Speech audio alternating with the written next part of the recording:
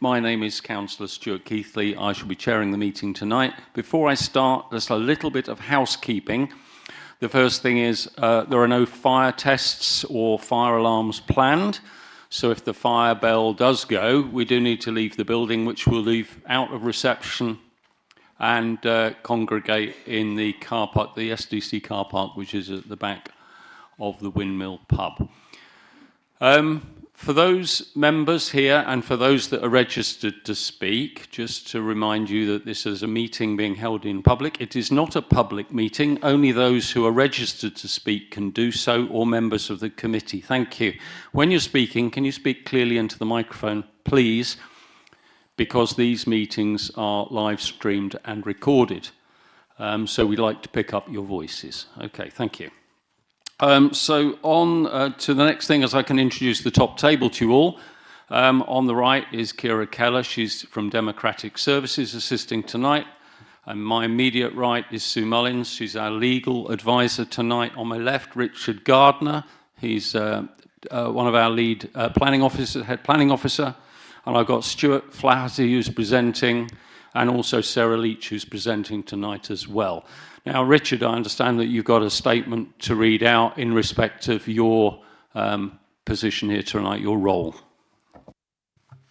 Thank you, Mr. Chairman. Just to confirm that my role tonight is to provide impartial advice and to assist members in their decision-taking. Thank you. Thank you very much, Richard. Now, we've got quite a busy agenda. Members, I'd just like to draw your attention to the update sheet. There are some quite important updates, particularly in respect of the application at Southam.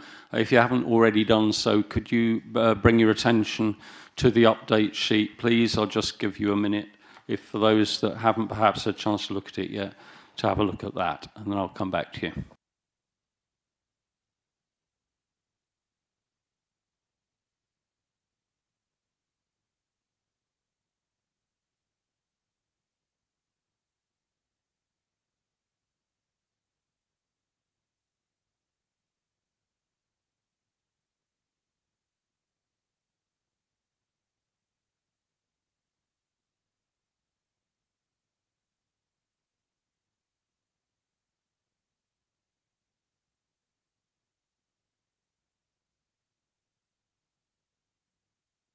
Okay, well, hopefully that's enough time for you to do that. So we'll start the meeting proper now, move on to the agenda. And the first item on the agenda is apologies for absence. Please, Ciara. We have apologies from Councillor Parry, with Councillor Littlewood as substitute and Councillor Passingham. And then the second item on the agenda, thank you, is any disclosures of interests. One or two hands going up. So if you could indicate to me, please. So Councillor Adam first. Thank you, Chair. Just to note that I'm an adjoining ward member to the first item, and as a result, I do attend Southam Town Council as part of my job in that role, but I wasn't there for their considerations for this item, and I come with an open mind. Thank you. Councillor Ballinger, please. Thank you, Chair. In reference to application 250149 FUL, I visited the site, didn't speak to anybody, and I come to this meeting with an open mind. Thank you. Anybody else? I've got my own eye. Who have I missed? Oh, sorry, Councillor Padgham, I didn't see your finger going up. That's okay. Regarding item 2500831 FUL, as same as Councillor Adam, I am an adjoining ward member in Southam. I did not attend the extraordinary council meeting where they discussed this, so I do come unpredetermined and with an open mind to the debate. Okay, have I missed anybody? No, okay, well, my disclosure is that I did visit the item in Southam 2500831, but only from public vantage point, just to get the context. So thank you for that. Item 3 on the agenda is the minutes of the previous meeting on the 5th of November. Hopefully you've all had a chance to look at those minutes, and can I have an indication that you're happy with those? Any issues with those minutes? Spelling errors or anything like that? Okay, thank you. So can we have an agreement, a show of hands, please, to those minutes? Thank you all. Okay, so we can move on to the applications now on tonight's agenda. And the first is application 2500831 FUL. It's the Warwickshire Police Authority, Southam Police Station, High Street, Southam, and it's the redevelopment of the site to provide some specialist supported housing is what's proposed. And the presenting officer is Stuart Flaherty. And when you're ready, Stuart, if you'd like to take it away.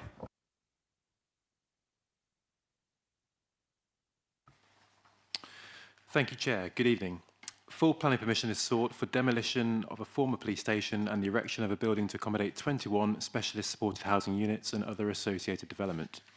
Here we see the approximate location of the site, signified by the black dot on the screen there. Here we have satellite imagery of the site and also the wider vicinity. The site resides within the settlement boundary of Southam and is in a town centre location.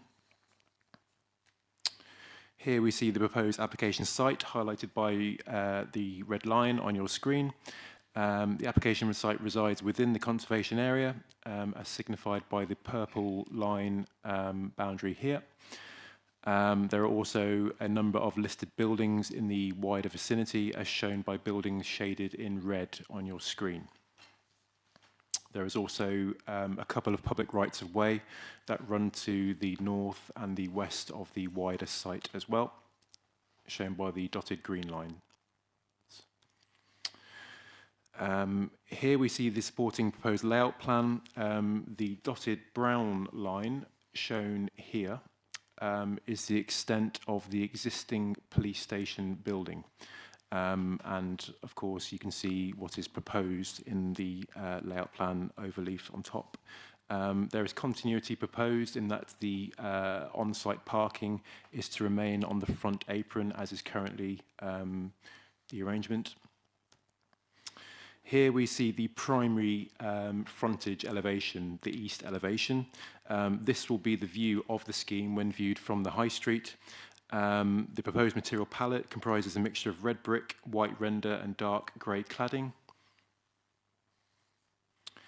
We now have some photos of the site. Here we are stood on the front apron of the site looking at the former police station building.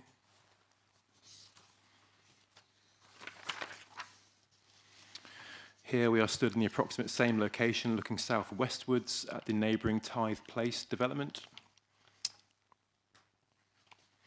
Here we are stood on the point of vehicle access to the neighbouring Co-op supermarket, shown in the white render here. And finally, here we are stood at the rear of the application building, as shown on the right here. The neighbouring Tithe Place development wraps around the application site, and you can partly see that newer building here on the left.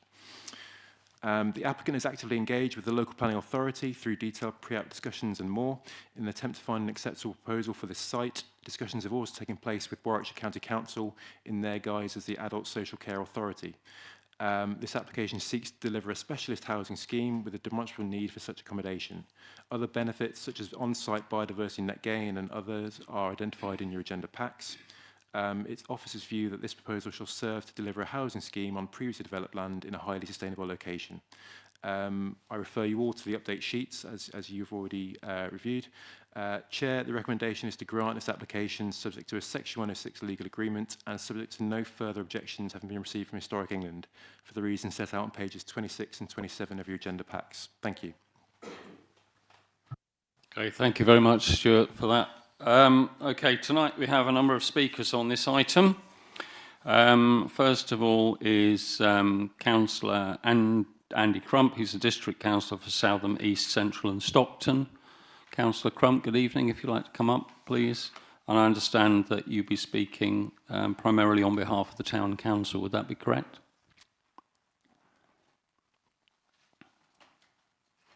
Yes, that's right, Mr. Chair. And just a little added bit on the end, if there's any time from my personal view. I'm also the County Councillor for Southam, Stockton and Upton. So. Yeah, thanks. Okay, so you've got 3 minutes to speak. So as soon as you're ready to go, I'll start your clock. Oh, no, sir. Need my props. Right. Yeah, first bit is from the Town Council. The person was supposed to be here to represent the Town Council's objection to this planning application. They have a number of objections, but the ones he wanted to focus on were Councillor Crump, could I just ask you just to move the microphone over a bit, because we're not picking you up very clearly, so just get it right in front of you, thank you. They're quite sensitive then. Is that better? Yeah. Sensitive, just like me. Yeah, they had a number of objections. The look or the design is a detriment to the town centre conservation area. The justification for the inadequate parking provision is completely unrealistic. So they wanted to consider from the development point of view, and the town council said clearly the architect must have had been burning the lunchtime oil to come up with this watery pastiche of Tithe Place next door.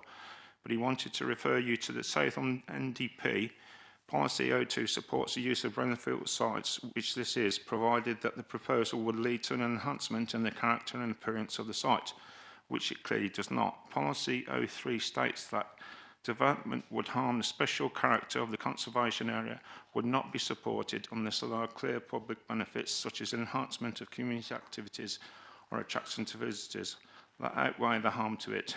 There are no such public benefits, and indeed it would deepen Southam's green space deficit, something that money alone cannot fix. The good news is that some of the plan is compliant with NDP policy 05, siting of ground floor single level dwellings.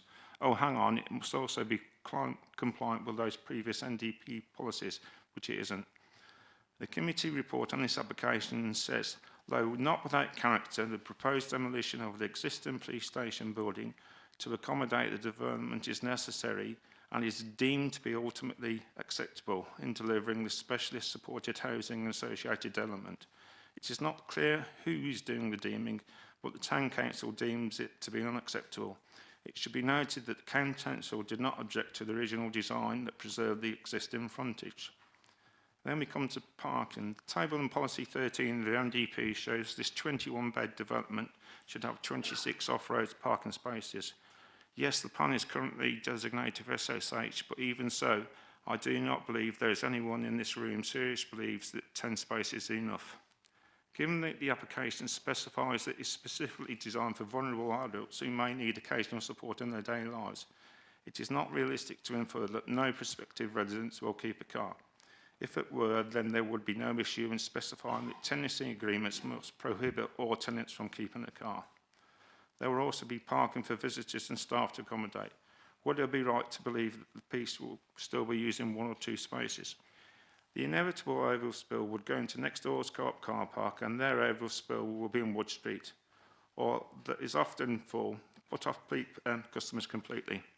Thank you very much, Councillor Crump. That's 3 minutes now. If you could just wrap up. If there's anything else, you just a final sentence. Yeah, the Town Council understands that it's pressure to weigh through every proposed development due to the reworked housing land supply. However, I do not think it's good planning practice to allow schemes that go over limits of what can practically be squeezed into a given site with something that's impractical, unsustainable, and makes many demands on the surrounding buildings, parking spaces. Okay, thank you. Thanks very much, Councillor Crump. Now, that was the Town Council's representation. Am I right in saying that? So you're not in a position really to answer questions on this, are you? Not particularly. Okay. So, members, there won't be any questions for Councillor Crump on the Town Council submission. So thank you very much indeed for reading it out. Thank you. Okay, the second speaker tonight is Michael Gilbert, who's the agent for the developer. Is that right? Mr. Gilbert. Good evening, Mr. Gilbert. Hello. Thank you very much. If you come forward, please. You also have 3 minutes to speak. And I know that I'm getting a little bit of feedback from members of the public audience that they're struggling to hear us. I don't think they're struggling to hear me, but they're struggling to hear, they might struggle to hear you. So if you could help us with that, that'd be great. Okay, so anyway, when you're ready, take it away. Thank you. Okay, good evening, and thank you for the opportunity to speak in support of this planning application. Hopefully you can all hear me okay. Good. At the outset, we'd like to firmly endorse the very clear and unequivocal conclusions reached in the officer report and the recommendation that planning permission should be granted for this much needed specialised supported housing accommodation, which will provide high quality housing for individuals with disabilities. The officer report provides a very comprehensive and very thorough assessment of every aspect of this proposal against all the relevant development plan policies and concludes the application is in full compliance with all relevant planning policies and material considerations.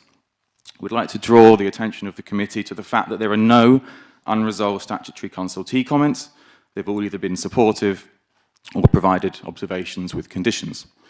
In particular, there are many pages of detailed analysis within the committee report which very clearly explain how the scheme fully accords with every aspect of all the policies that the ward councillor claimed just a moment ago, in our view, on an unsubstantiated basis, the scheme does not comply with. The officer report also highlights the range of very important benefits the scheme will deliver: additional housing in the context of a chronic undersupply, the redevelopment of a brownfield site, provision of specialist affordable housing in line with the council's aspirations, all would be foregone should this application not be approved. The scheme has been subject of extensive and detailed pre- and post-submission consultations with a range of officers to ensure that it fully addresses all relevant policy requirements and overcomes any of the issues that were raised. The form and design of the scheme has been carefully refined and amended following recommendations and advice of the planning department. The current building is not statutorily listed, it's not locally listed, the site is in the periphery of the conservation area, but it's surrounded by buildings of varying styles. The scheme is fully in keeping and smaller in height than a neighbouring Tithe Lodge development. The council's professional officers are fully supportive of the application and find that it's an acceptable form of development in the conservation area. It will reuse a vacant and underused previously developed site in a highly sustainable location, provide acutely needed specialist housing for disabled people that will help transform the lives of some of the most vulnerable people in the community, giving them a home and the right support to enable them to live more fulfilling and independent lives. To that end, the scheme also has the full support of Warwickshire County Council's Adult Social Care Commissioning team. It's precisely the type of development advocated by national and local planning policy. Would respectfully request the committee follows the very clear advice of its professional officers, supported by all the recommendations of all the relevant statutory consultees, and grants permission for what would be a hugely valuable development and asset to the local community. Thank you. Thank you very much, Mr. Gilbert. Very good timing as well. Now, members have got an opportunity to ask questions. So let's just see if there are any questions. Yeah, there's a couple coming up. So, Councillor Adam first, please. Thank you. Good evening. Reading the report in some detail and the submission by the Town Council and clearly residents as well, a major concern is that of parking. Indeed, that's what's been raised by the submission we've already heard tonight. Now, recalling not dissimilar applications in the past, I want to understand the impact that you think the development will have that justifies what, at least from the outset, looks like a reduction in standard numbers, albeit that there may be some policy behind it. So can you just elaborate on, say, the number of staff that will be working there, the residents, how, whether they are expected to have cars or not, whether visitors are allowed spaces? Yeah, that's absolutely fine. That's very straightforward to answer. So this is a specialised supported housing scheme. The residents all have physical or learning disabilities or a combination of the two. I've personally been involved in securing permission for about 4,000 units of these types of schemes up and down the country for this particular developer. None of the residents own a car that drive, not a single one. They're either unfortunately able to do so by nature of their learning disabilities or physical disabilities. So it's the number of spaces provided in terms of parking are primarily required for staff and occasional visitors. I'd reiterate this is not a care home. The residents do not have round-the-clock care. If they required round-the-clock intensive care from a wide number of people, this would not be the suitable accommodation for them. So all the residents that are going to be living there have been nominated by Warwickshire County Council's Adult Social Care Commissioning team as being suitable for specialised supported housing accommodation. The staff that are on site are primarily support staff. For a development of this scale, you wouldn't typically expect more than 2 or 3 on at any given moment. They're on a shift pattern as well, So there'll be a shift during the day, and they'll swap over, and there'll be overnight staff as well. So we're talking a relatively low number of staff because it is supported independent living as opposed to a care home, and a resident cohort that don't drive. So therefore, the number of parking spaces is more than sufficient, and it's in keeping and in line with the other developments that we've secured permission for across the country. Thank you, Mr. Gilbert. And Councillor Adam, you might wish to seek clarification on the policy issues from the officers when we get to that point. Yeah, noted. Thank you. Councillor Harvey, I think you indicated to ask a question. I did. Had Councillor Adam not posed his question, I would have posed it. But just for the avoidance of doubt, I note your great deal of experience in having designed similar schemes elsewhere.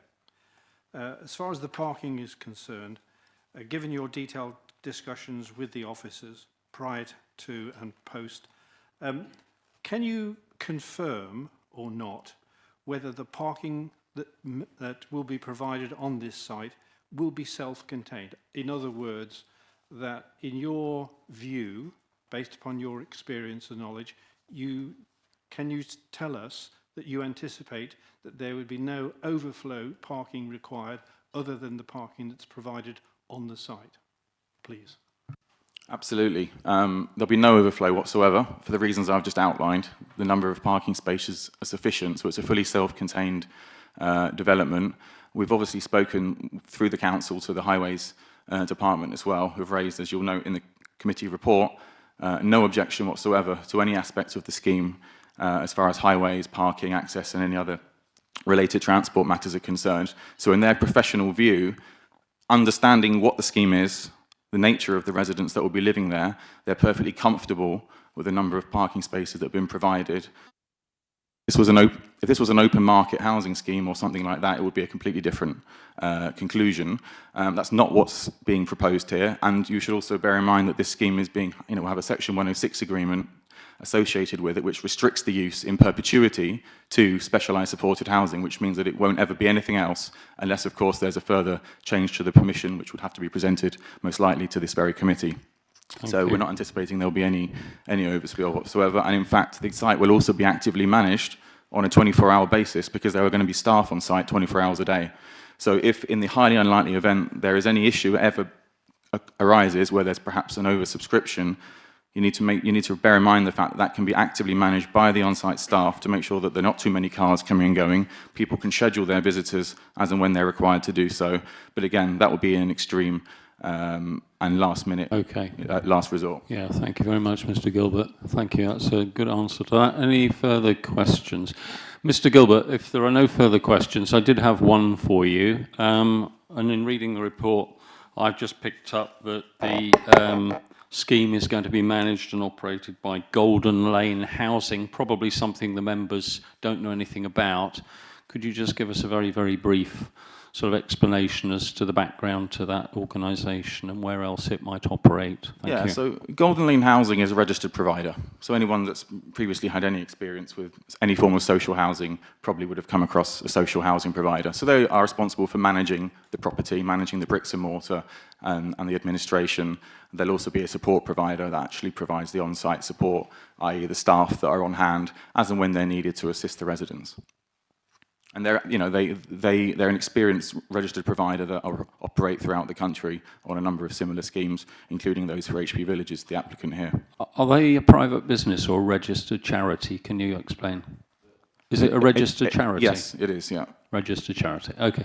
I've got no further questions, and if there is nothing else from the floor, I don't think there is. Mr. Gilbert, thank you very much for your contribution. Okay. Thank you, everyone, for your time. Okay, we have one more final speaker tonight is Councillor Bromwich. Come forward, Councillor Bromwich. Good evening. Good evening. And if you could make sure you speak into... I've never had a problem being heard yet, I don't think. No, it's just a problem seeing you with your cap on. We can't really see you very well. I can't see a lot with the light. Oh, I see. It's the light. Okay. Right, super. Before I start, I'll can I just raise an issue here, Chair, because I wasn't very happy seeing one page and all this when I turned up today, which I knew nothing about on the thing. So I think that was a bit unfair, actually. Hang on a second. Bring that on to me.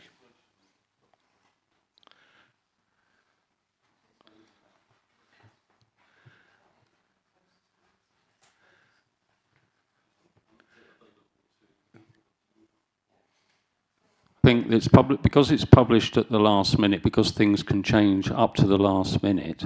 It's published at the last minute, and members, as you heard at the beginning, I gave members the opportunity in a few minutes to look at it. We can't publish a last-minute update sheet a couple of days in advance. So in fact, you had the benefit of reading it for longer than the members because you've been sat in the public gallery. So I'm sorry, I can't do anything about It's that. fine. I just thought I'd raise it because it does concern me the actual amount. I mean, I think normally it's, smaller updates. can I just say, I think it's how it's always been with the update sheets. I don't think this is anything unusual. This is how we have to deal with the update sheet. No problem. I just thought I'd raise that so my residents don't lynch me when I get home. Okay. So when you're ready. Okay. First of all, I was just a bit intrigued, having heard the last speaker mentioning that highways sorted out parking. Actually, county highways have nothing to do with parking. I think we need to make that clear on that part. Anyway, with this objection here, it's my belief this contravenes several areas of our core strategy local plan, which is a legally binding housing document. It does state we should have a good mix of housing stock locally. Now, in the vicinity of this proposed development, you'll have Tive Lodge, 100 metres late down the road to 150 metres, Watton's Lodge, and about 200 metres away is St Wolston Court. This is a high density compared to anywhere else in the district of various types of assisted accommodation. That concerns me in particularly there. It also turns around and states that in the core strategy, I refer you to policy CS22, an existing employment site should not be redeveloped or converted to non-employment uses unless no longer viable or appropriate for business purposes. I don't see any evidence that. I think there is. And local needs, the gentleman has stated that nominees will come from Warwickshire County Council. We have no assurances they could be from the north of the county, the south of the county. We really don't know on this. We also have issues of the important role of the town centre. I refer to core strategy policy 6.7.18, which is clearly states the town centre of Southam should have a range of measures to improve economic viability, its physical appearance, and involve schemes that will develop it to enhance it for the public, and it should also be focusing towards business and encouraging footfall into town and tourism. I'm not seeing how that really comes into this, nor does it comply with policy AS7, section C, in strengthening the role of Southam Town Centre as a focus for shops, services and tourism. The amenity space really does cause me big concerns. I have been approached by people who specialise in working with young adults with various mental health issues and physical disabilities. They're very concerned that is nowhere near enough. We have mentioned the parking spaces, and I refer in particular, if you look at numbers 2 and 3 space, it would actually be very difficult for anybody to park there now, and get in and out in a safe manner. There's no turning points whatsoever on that. And that, again, is another concern. I dispute what the applicant has said about people with disabilities not driving. I spent many years working with people with ADHD, autism and Asperger's and other people with physical disabilities. One of the things they were always encouraged to do was independence, and part of that was driving. They cannot guarantee as applicants that people will not drive. Like they cannot guarantee the number of people that will visit, and already from Tive Lodge, which previously had a lack of parking spaces, that impacted on nearby Little Park where the staff ended up parking, as well as residents and visitors to the residents. It concerns me this is just trying to cram in. I'm also upset as a statutory consultee. The developers made no attempt whatsoever to actually engage with me, despite what has been said, that they did try and they spoke to all statutory consultees. There was never any attempt, because I would have advised them this was far too big and imposing development for Southam Town Centre. While Southam Town Centre is diverse in its conservation area, 2 3-storey high buildings will have a significant impact on that conservation area and the whole characteristic of that town centre. Adding another 21 residential places on top of 78 already at Tive Lodge will have a significant impact. in the end, the council, the planning committee tonight will decide whether town centres are for the purpose as outlined in the core strategy or whether they are not. And you may well be opening a can of worms, for instance, in the centre of Stratford itself, in Shipston, Henley, and that, should you not look at the core strategy policies which try and encourage vibrant town centres. Those are, in the end, legal binding documents for planning reasons. The South Neighbourhood Plan does not allow this provision either. It wants the site to be for community use or for commercial use to encourage people into the town. This development does not encourage people into town. It merely seeks to put even more accommodation in a very small area. I don't oppose suitable accommodation for people with any sort of disability. That's your time's coming up. Can you just finish off with the last... That's it. Oh, right, okay. Yeah, super. I was just finishing there. Would you like to finish the last sentence? Just finishing, super. Thank Yeah. you very much indeed, Councillor Bromwich. Yeah. Okay, thank you. Right, now there's an opportunity for members to ask you questions. So I'm just wondering if any members would like to ask you any specific questions about your presentation. Yeah, Councillor Harvey. Councillor Bromwich, this site was formerly used as a police station. The proposal is that it shall be occupied by 21 people occupying specialist units, i.e. it wasn't a retail unit. And I'd like, in that context, I'd like you to express your view about whether 21 more people who live permanently on the site in the middle of Southam are likely to add to the footfall and hence the vibrancy of the town centre rather than detract. Well, if we are to take the applicant's word, they probably would not add that much to footfall of Southam, as apparently, let's say now, not that mobile, which I dispute in the first place. The issue here is, do you want town centres to become places of residency, or do you want them to be vibrant places to encourage lots of people from diverse areas to come back to? I believe 21 people doesn't encourage, ultimately, increased footfall, increased business opportunities, increased tourism opportunities. Okay, I don't think thank it meets you. any of that criteria. Thank you. Councillor Harvey, has that answered your question? I think it probably has. Is there anybody else with a question? I do have a question for you, Councillor Bromwich, please. I just need a bit of clarification. Towards the end of your presentation, I made a note that you said the Southam Neighbourhood Plan does not encourage this type of accommodation. Would that be what you said? I think the word may have come out wrong. What I intended saying is does not encourage this type of accommodation in the town centre. It's probably what I should have said. No, because Okay, they obviously wanted it as a... I just wanted to clarify that because I'll pick that point up with the case officers. Yeah. That you're saying the neighbourhood plan doesn't encourage this type of accommodation within the town centre. But I just wondered whether or not you'd had the opportunity to read the case officer's report in respect to what the neighbourhood plan says about this type of accommodation close to amenities. Right, I probably didn't phrase it very well. So what I actually meant, we, as a neighbourhood plan, we did not, town did not want to encourage the town centre to be a place of accommodation, but to become a vibrant business area. Now, as I well, of course, this is a charity providing accommodation through the county council for vulnerable adults. But I'll pick this up with the case officer in a minute. I just wanted to clarify the point you were making about the Southam Neighbourhood Development Plan and what it says about providing this type of accommodation. Okay. I don't think actually it probably specifically states the type of accommodation. Okay, well, I'll ask the case officers. Like I said, it might be bad wording from me. Okay. In which case, I apologise. Thank you very much, Councillor Bromwich, for your contributions.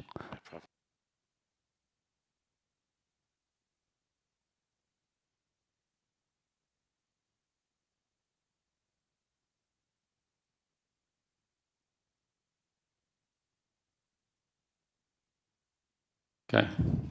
Thank you for that, everybody. Right, we can move now. Councillor Crump, would you mind not interrupting us when we're trying to hold the meeting? We can hear what you're saying, so it's a little bit distracting. Thank you for that.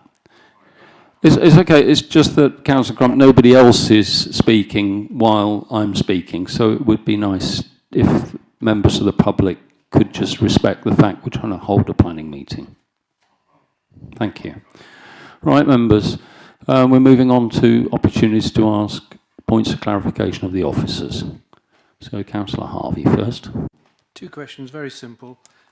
This proposal lies in a conservation area, but I don't see any reference to having consulted a conservation officer. Do I take it that that was regarded as unnecessary in this instance?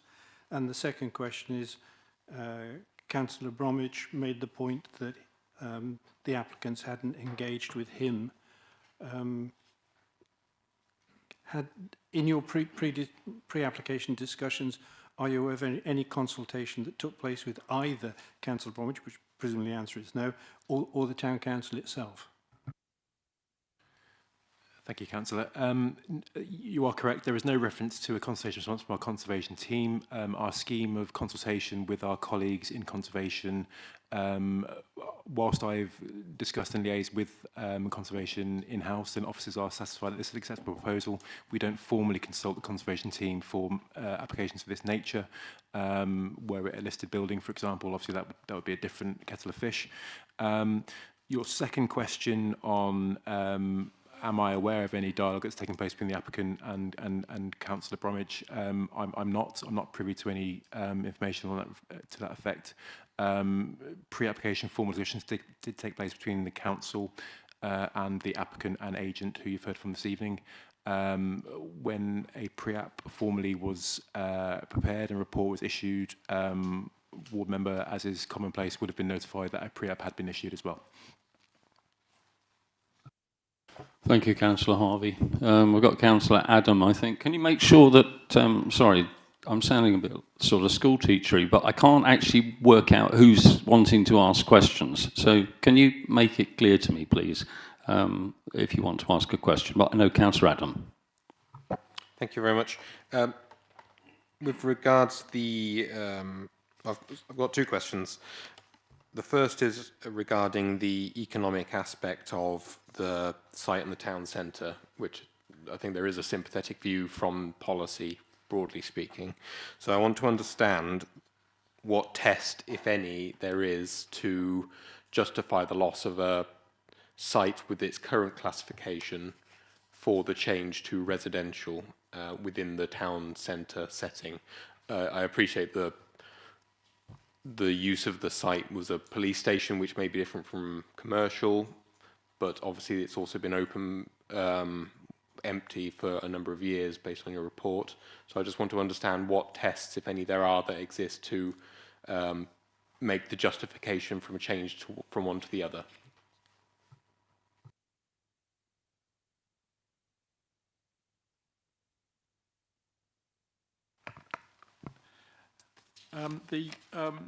The main policy test is obviously CS 15 of our core strategy, which focuses development in certain locations within the district. And in that regard, that is backed up by the Neighbourhood Development Plan policy 07, which says that specialist accommodation for older and less able people must be located in areas with easy access to public transport. In this case, there's an hourly bus service to both Leamington and Rugby from Southam during the day, and then it needs to be access to everyday amenities to shopping needs and primary healthcare facilities, which is available. So it's in that context that we look at it. Previously, the police station was put forward as an asset of community value, as outlined in your report. That was unsuccessful. But obviously the key material consideration is the length of time that the site has been vacant. And also, I would say that the fact that a police station was contributing to the community, it doesn't function in the same way as a shop. It would create some comings and goings, but not as much footfall as others. So in that regard, I would give it less protection, notwithstanding the fact that the site has been vacant for a long while. So in officers' view, this would improve the vibrancy on the existing site. Thank you. Just to follow up to that point, with regards to how long it's been vacant, are you aware of any other prospective applications or I've read the planning history for the site. There's nothing within the report other than the previous iteration of this, I don't think. So are you aware of any other offers? Is that, I know it can be material, say, for changing a pub to a house. Yeah. And those rightfully are sort of dissected by committee. So is that a similar thing we have a similar evidence base for? Yeah, I'm conscious of, you mentioned a pub there. I would afford something like a pub a far greater weight as a community use than a police station. And get, well, straying into dodgy territory. So yeah, it's a lower bar basically because we're coming from a use that contributed less than some other uses would, and in that regard, we feel that the vibrancy of the town centre would be maintained by introducing this use rather than having what is now a vacant, long-term vacant site. Okay, thank you. Do you mind if I have just one more follow-up? It's a slightly different related topic. I'll come back to you. Councillor Littlewood. Thank you, Chair. I wonder if I could a point of clarification with the officer, please. Could we look at the location plan? And what I'm referring back to is your comment earlier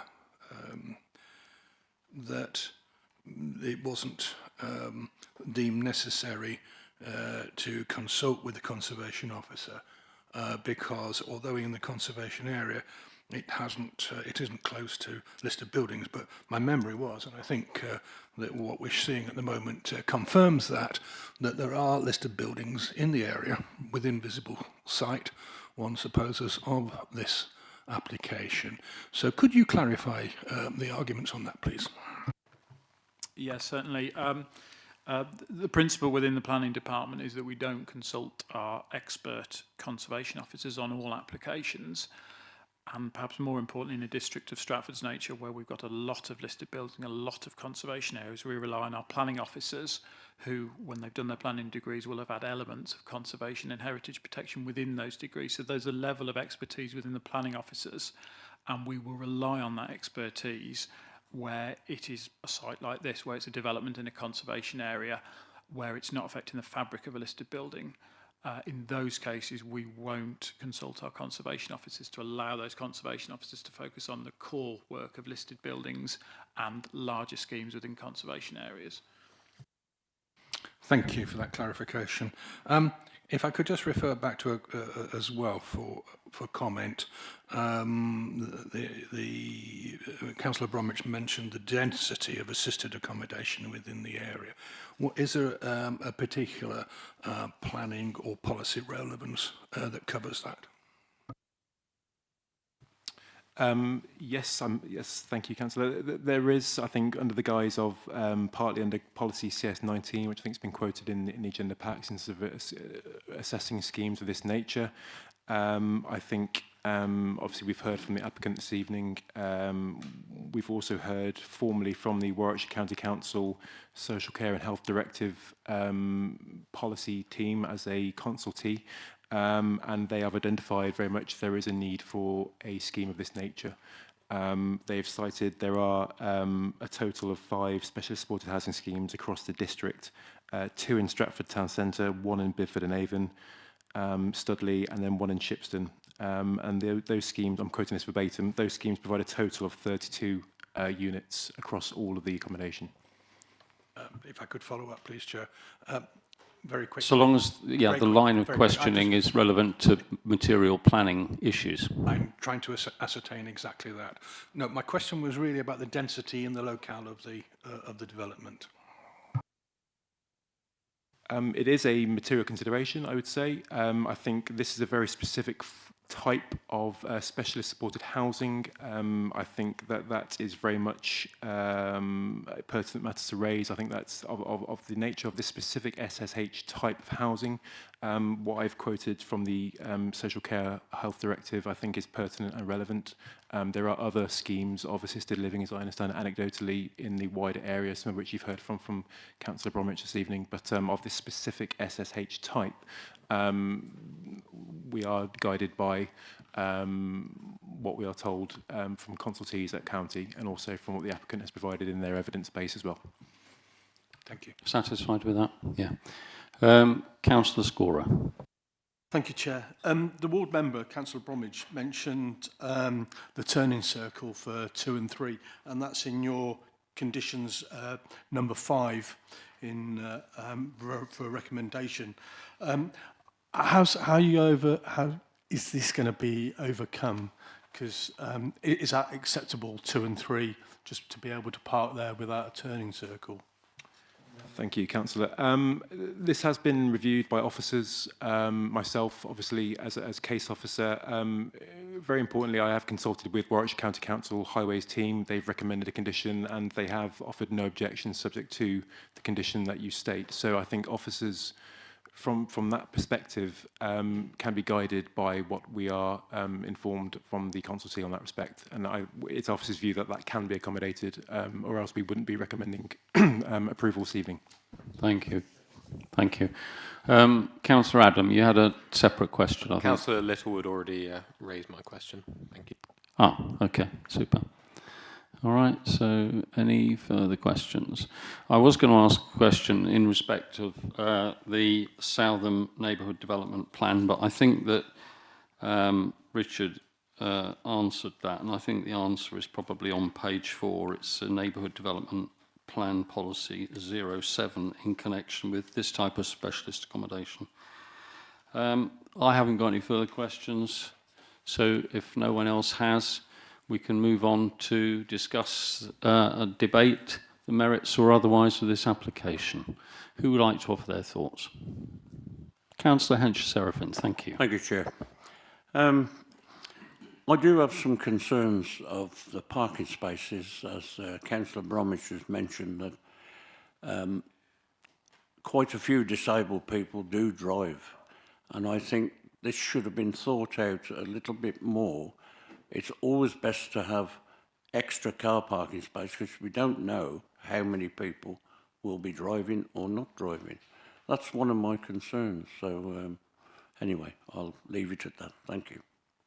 Thank you for that. Anybody else like to respond to Councillor Hench-Seraphin on the officer's report and parking and what we heard from the applicant, or somebody like to proffer something else? Councillor Fleming. In terms of commercial viability of this site, I'm not talking about this particular application, we just need to look at some of Stratford's sort of commercial thoroughfares to see the number of empty shops and whatever. So I don't think I would take that as a reason to dispute building this particular building or building retail premises in its place. So at the moment, I'm a bit concerned about the parking as well. But at the moment, as far as I'm concerned, I've got no real reason at this stage to go against the officer's recommendation, but I can be persuaded otherwise. Thank you. Thank you very much for that. No, I'm sorry, you've had your opportunity to speak. So we don't invite speakers back to the table. Did you just hear what I said, Councillor Bromwich? No, no. Well, yeah, no, thank you very much. All the same. Not at this point. Who else would like to enter the debate? Councillor Harvey. I didn't want to take Councillor Harding's thunder if he wants to go first. Sorry, that's just a difficulty of me speaking to Councillor Bromwich and being interrupted by Councillor Bromwich and then not looking at you, Councillor Harding. I couldn't see that you wanted to speak. So you come in first, for sure. Thank you. I'm very grateful to the honourable gentleman. Yes, we've just heard the agent for the applicant talking about he's dealt with 4,000 units similar to this, and not a single one of those units has required a parking space because they just don't have vehicles. The people who are going to be living there are physically or mentally handicapped, which precludes them from driving. Having said that, parking was my concern, only 10 spaces, but I am reassured by what the applicant's agent says that it's not going to be a problem. Okay, thank you very much for that. Councillor Harvey, I think you were next. Thank you. I'm happy to propose that we grant on the basis of the officer's report. My reasons for doing so is that I think 21 people coming to live on the high street in Southam is likely to be more economically beneficial than the police station, particularly a police station that's been empty for 7 years. I shared the concern initially that Councillor Adam questioned about the parking. It's an obvious question to ask given the site, but I think the strength of the reassurance that we've been given by somebody who has a vested interest, of course, but who gave the strongest possible assertion that there wouldn't be, that the parking would be self-contained. Whatever the parking turns out to be, his view was that it was likely to be self-contained. This application, clearly, from reading between the lines, has been debated and discussed in some great detail with the officers. The officers have come to a conclusion. I haven't heard anything tonight which leads me to think that there is a really good sound planning reason to go against the officer's recommendation, and on that basis I propose grant. Right, thank you very much, Councillor Harvey. I just need to, just in making that proposal, I just need to bring your attention to the recommendations from the officers on page 26, and I'm assuming that you're going to be happy with those recommendations as well, and the conditions, because we're still awaiting something back from Historic England. They're still within the consultation period that they had. I'm on page 26. Chairman, I thought in the introduction the officer said that no response or a response of no objection had been received. Maybe Thank you. Well, no, let's just clarify that and for us, please. Richard? Yeah, just to clarify, my comments earlier were about consulting our own conservation officers, the Stratford ones. There's a statutory requirement to consult Historic England, and we are still a week off having that back. So there is that, page 26, just a conditional, effectively, on the consultation from Historic England, and also completion of a section 106, and then there are umpteen conditions. So you're happy with that as a proposal? I am indeed. Thank you, Councillor Harvey. Councillor Eden. Thank you, Chair. I will second Councillor Harvey's recommendation. I do agree with his assertions that we were well reassured by the agent this evening, in particular on the parking issues. I also perhaps disagree with Councillor Bromwich in terms of his thoughts on enhancing a town centre. I do think that 21 people living on the doorstep of various businesses will bring footfall to other businesses and perhaps reinvigorate certain things like cafes and that. I see it in my hometown myself. So happy to second. Thank you very much. Right, would anybody else like to speak or enter the debate in this respect? So Councillor Adam. Thank you. I agree with what's been said. I just feel like I shouldn't say silent because I did pursue a degree of questioning, and I kind of just want to expand on that, really. I think, particularly from a local town council point of view, I can see where their concerns have come from, particularly with a relatively recently made neighbourhood development plan and the need to stress the economic resilience of the town.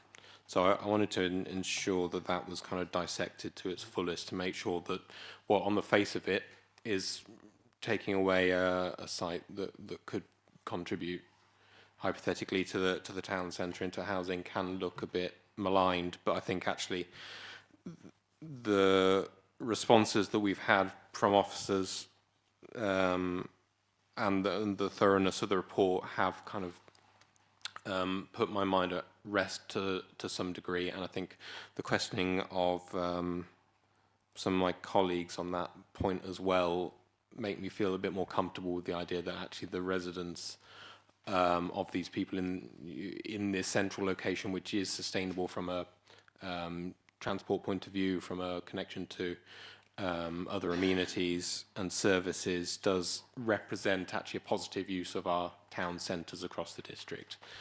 And I feel that, I mean, something we haven't really elaborated on too much in debate or questioning is the character of the building, because particularly, I mean, I grew up around Southam anyway, so I've known this building throughout its, my life. And seeing that change will be a different character to the high street. I think if you'd have asked me about this type of application 10 years ago, I probably would have had a different view on it. Because Tithe Place is there and is a focus, it encompasses the library and other services, and has been established for some time. I feel that the design of this building, look at the elevations, reads with that, and the context of that's quite important to how I'm looking at this application, because otherwise it wouldn't necessarily be what I would expect as an appropriate sort of building, but actually how that's come through the fullness of time, how the town has developed over time, makes me more comfortable with that aspect as well. That's good. I think members will be reassured to hear that you, whilst you recognise the importance of the town centre from a commercial point of view, also recognise the need for this type of housing and the fact there is none in this general area. In fact, it's far distant to that in the district. So, Councillor Scorer. Thank you, Chair. Many years ago, I sat on the committee when the Shipston house went through and there was lots of objectors to that. And when I drive past, one of the issues they were talking about parking back then. When I drive past, they're not spilling out onto the road. So for me, with the residents, I realised they don't drive. And also that I was on the planning committee years ago with the library in Southam. And again, there was great uproar. When I drive past Southam now, I feel that it blends into the town centre, and I think this will, for me, yes, it's change, but people don't always like change, and I think it will fit in. Thank you. I mean, that's useful and reassuring to hear your personal experience from Shipston as well, because this is a change and people naturally are resistant to change, so they fear what that change will bring. Anybody else like to speak? Councillor Fleming. The officer mentioned that we've got a similar facility to this in Stratford-on-Avon. The car park sits empty apart from the staff, basically, and that's been there nearly 10, 12 years. So, Councillor Littlewood, please return to your seat. Oh, we'll have to adjourn the meeting then until he comes back. Okay. Can we go and find out what the problem is? Maybe...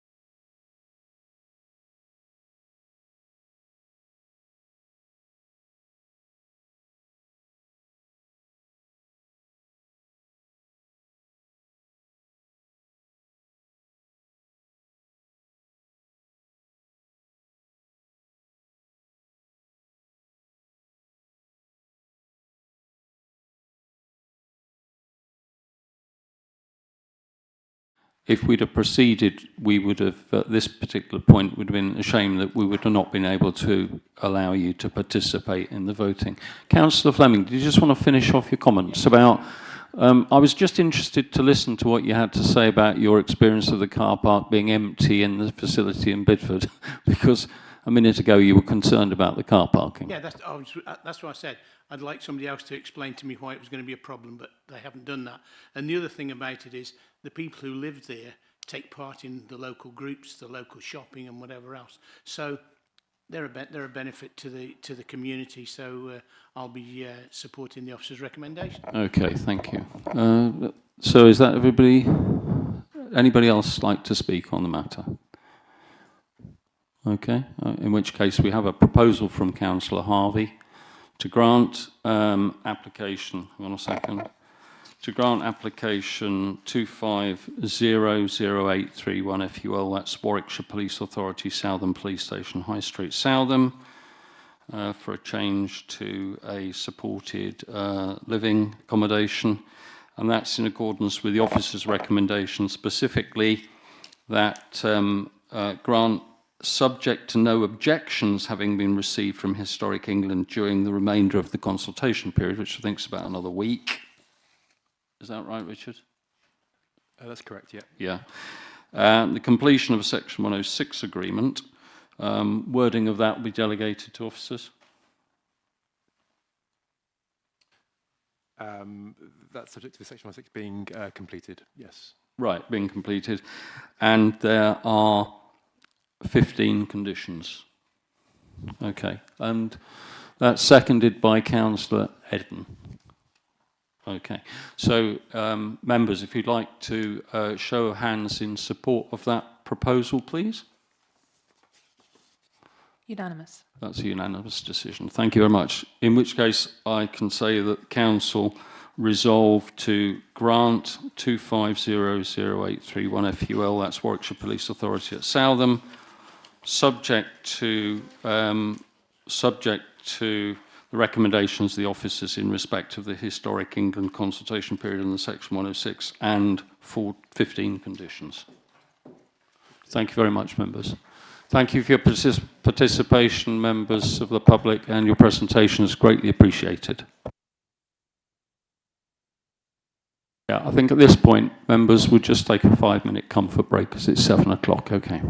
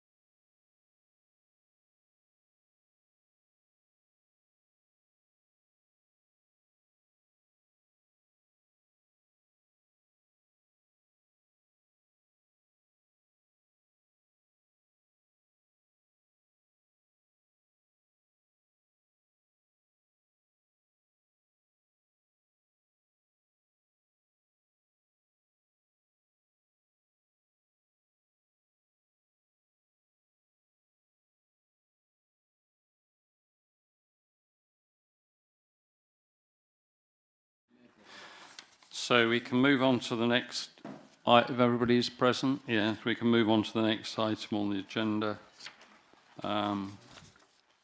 which is application 2501-479 FUL, which is Yeomanry Mews in Stratford-on-Avon, and it's the proposed installation of some retractable bollards. The presenting officer is Sarah Leach. So Sarah, when you're ready, over to you. Good evening. Thank you, Chairman. The proposal is seeking planning permission for the installation of retractable bollards across the private road Yeomanry Mews.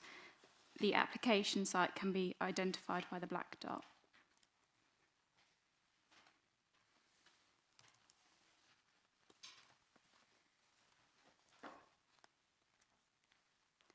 The application site is outlined in red, which is located within the conservation area, which is shown by the purple line. This is the proposed site plan showing the location of the 3 retractable bollards, sensors and post. This is the proposed plan and elevations. This is the fallback scheme for the vehicle gates granted through a lawful development certificate in March 2025. Sarah, could I ask you to speak more clearly into the microphone, please? I'm getting indications from the public gallery that they're struggling to hear. You just need to be a bit closer to the microphone, please. Thanks. Sorry, this is the fallback scheme for vehicle gates granted through a lawful development certificate in March 2025. Here are some site photos of the application site and the surroundings. The officer recommendation is to grant this application subject to the conditions and notes set out in the report and updates on the update sheet. Right, thank you very much, Sarah. Right, we have some speakers on this item as well. We have to start with a resident, Oliver Spicer, please, if Mr. Spicer is available. Thank you. Good evening, Mr. Spicer.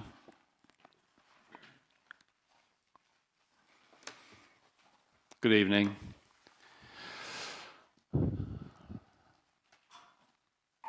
I think you're familiar with the score. If you could just make sure you speak into the microphone for us.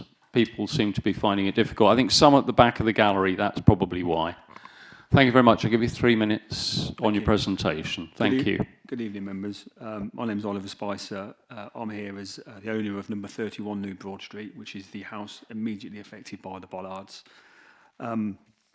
I know this situation very well, as you're all aware. So I'm here tonight to represent myself as the owner, but also the other 42 residents who have objected to this scheme. And I want to give you planning reasons why you're able to review the application in front of you and make solid grounds for overturning it with planning reasons. Highway safety, this application came forward in 2020 with gates on. And the time the Highway Authority and design issues were raised and the gates were removed from the application, it was deemed to have a detrimental impact on the setting of the character of the conservation area at the time and a highway concern.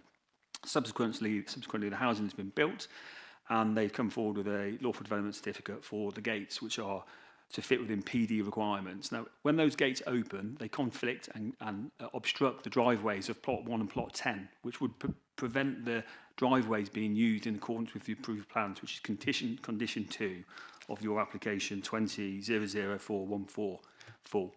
That's been implemented. So that is not a legal, lawful fallback position. If the gate was to be used in any other way, which it could be recessed in the ground, it would require planning permission and would have detrimental impact and be reviewed in such a way that you could consider the fallback is not legitimate.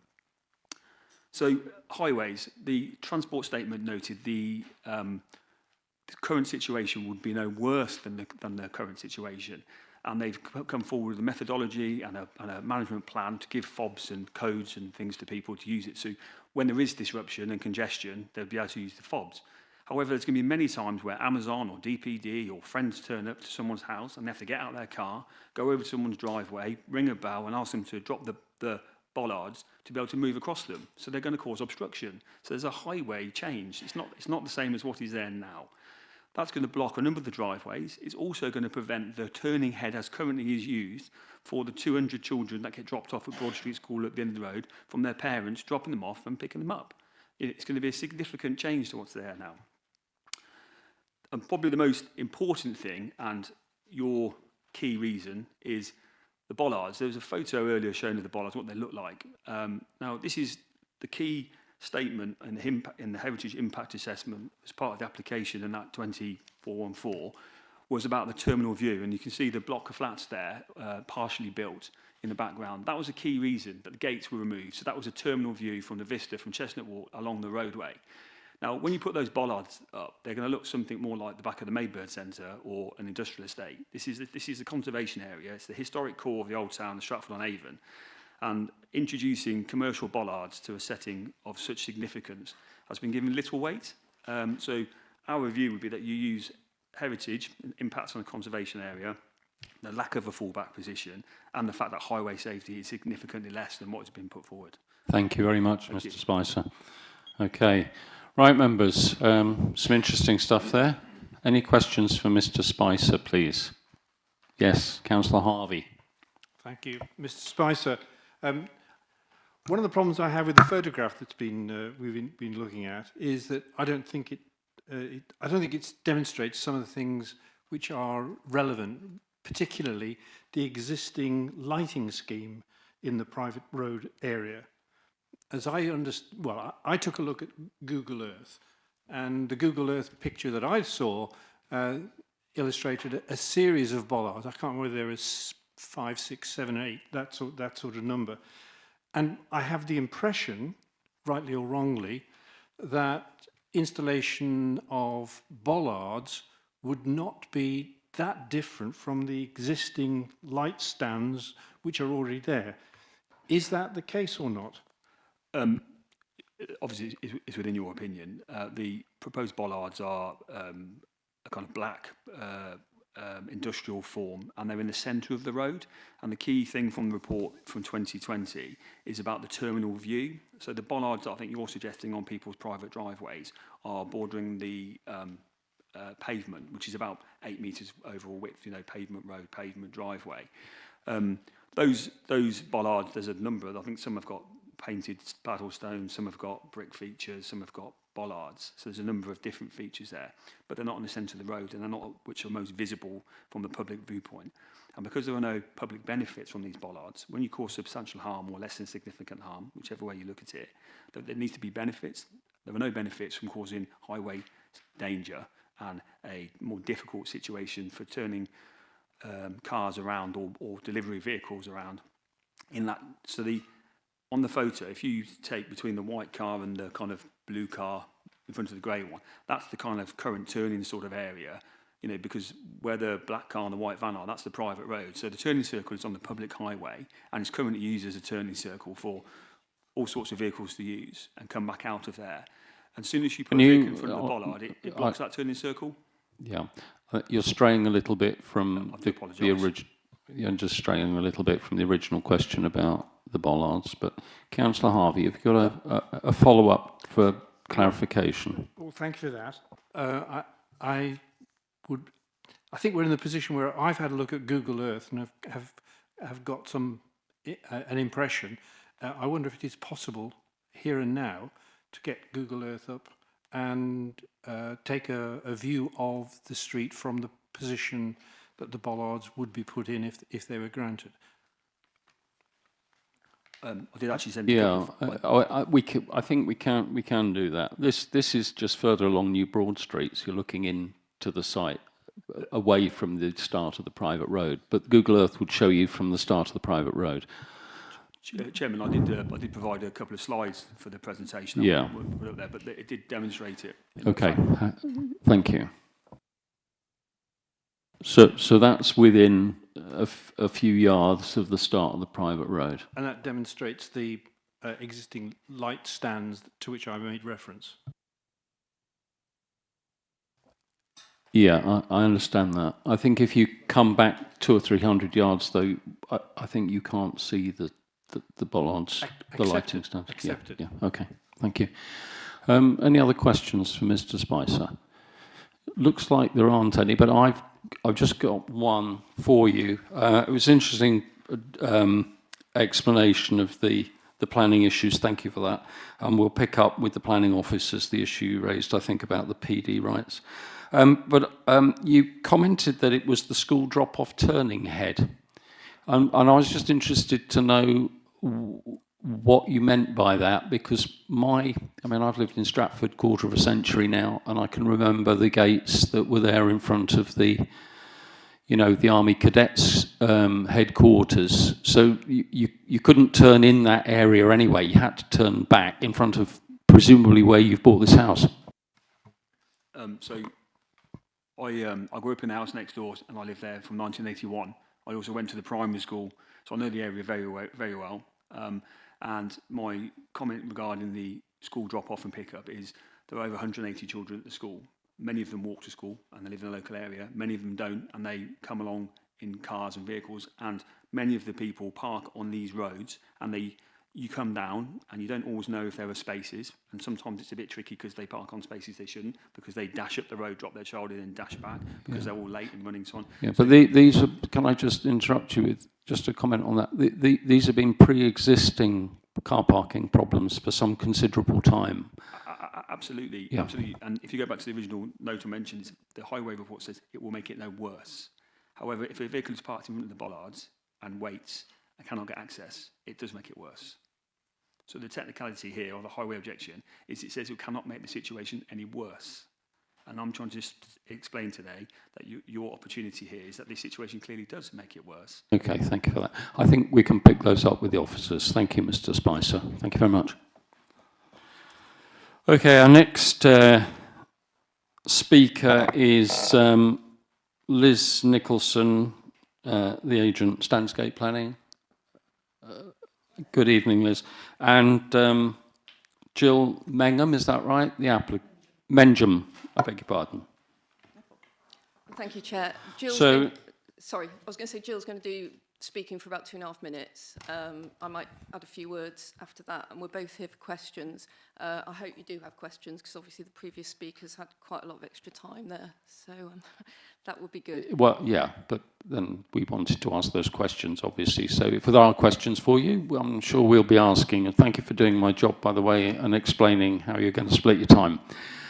So whenever you're ready, I'll start the clock.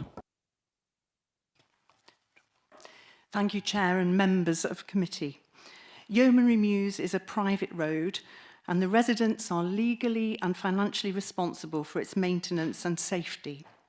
This application has never been about shutting ourselves off from the local community.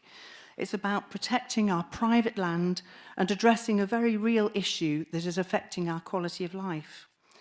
Despite clear signage, the Mews is increasingly used for school drop-offs, scout hut activities, deliveries, taxis and trades vehicles which are not related to Yeomanry Mews. These drivers are trespassing into our land and turning on our drives or in the hammerhead, which is intended only for refuse vehicles, emergency services and Yeomanry Mews traffic. This has led to safety risks from speeding, blocking driveways and disrupting access. Our wish has always been to include the community in a wider discussion about traffic management in New Broad Street. Although our legal right to install gates was confirmed back in April, we consulted local neighbours, which led to this application for retractable bollards, a less visible and more inclusive solution. We have offered turning access to neighbours in New Broad Street who have no driveways, and it's always been a given that emergency services and refuse vehicles will have full access for turning with no waiting in New Broad Street. In light of our positive approach, the nature of the objections has surprised us. Interestingly, of the 13 households in New Broad Street, only 7 objected. Of these 7 objectors, 6 have either gates, bollards or fencing to enclose and protect their own private land. In conclusion, we are trying to facilitate a fair and respectful way to manage a difficult and historic traffic situation that is not really our responsibility to solve. We believe that restricting access to the Mews will deter the extra traffic from entering New Broad Street at all, once they realise that turning at the end is not an option. We believe that this application will reduce traffic to the benefit of New Broad Street residents as a whole, and we hope that you will support the Planning Officer's recommendations. Thank you.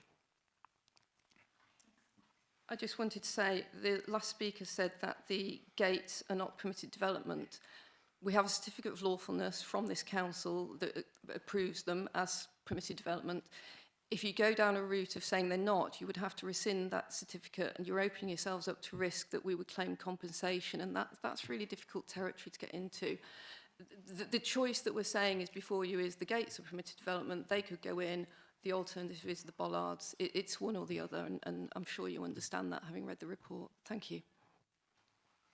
Well, thank you very much, both. Members, do you have any questions? Councillor Harvey. I accept this as a private road, just for the sake of completeness. Would there be any possibility at any stage, based on what you know at the moment, of that becoming an adopted road?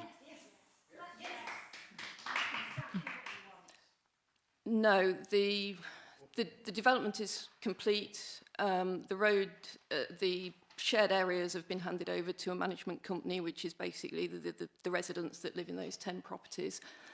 I'm not involved in the latter stages of the development, but my understanding is the road was built to adoptable standards in terms of its quality, so the refuse vehicle can get down there and you don't damage the surface. But it wouldn't be adoptable, on my understanding, because you would then need street lights to the county's requirements. Obviously, there's just bollards here. And that happens a lot, as you'll know, across the county. A lot of the reasons are that people want dark skies and less street lighting and so on. So no, I don't think that is going to happen at this stage. Thank you for a very clear answer. Yeah, thank you for that. Any further questions? Councillor Harding. Thank you. In practical terms, how are you going to grant access to delivery vans and other lorries, refuse vehicles? Who's going to be controlling these bollards? So there's a number of options. Obviously, residents will have remote fobs. There's the stanchions with the key code. There's also a phone number that can be given. So the street scene people and the emergency services will be given an emergency code so that they can get in. And one of the conditions I see that's on here is that the council is asking for additional information about a manual override, which as a further option. But yes, I mean, this happens in a lot of places, and I think both street scene and the emergency services are used to it, that they're given a code to get in. Councillor Ballinger. Can I just ask, in terms of when the bollards are going up and down, will there be an alert noise saying bollards in use? So I note that we have various bollards in use around sort of like Henley Street in Stratford-on-Avon. And I was passing it earlier and it was very annoying when I was hearing that noise, and sort of like from a resident's perspective, if I was living in that house, I would be quite annoyed to keep hearing that quite a lot. So if you could just clarify to me, would that be something that would be being played when the bollards are in use? I'm not aware that is any sort of legal requirement or would be part of this. I think in the report it said that the Environmental Health Officer had been consulted and had no objections to these proposals, and I would presume that's why they were consulted on a noise issue. So it's not part of the scheme. Thank you. I'll clarify that with the officers in a minute. Any further questions? I've just got one point of clarification, please. I'm just interested to know how long the houses have been up and occupied, because for many years there were gates across the end of this road in any case. So, I mean, that probably was a pre-existing condition. So how long's the road been open to people to drive down and use your area? We moved in April 23, and we were about the third property to move in, and there are now 10 dwellings all occupied. So I think the first moved in the early part of 23. Right, so that people have been able to get access down to your hammerhead for about 2 years and maybe? Yes, and it's increasing, I think, because they know it's there. Yeah. And they turn around up there. Yeah, okay, thank you. Further questions? No? Thank you very much for your presentations. And we have one final speaker, and that's Councillor Fradgley. Jenny Fradgley. Good evening, Councillor Fradgley.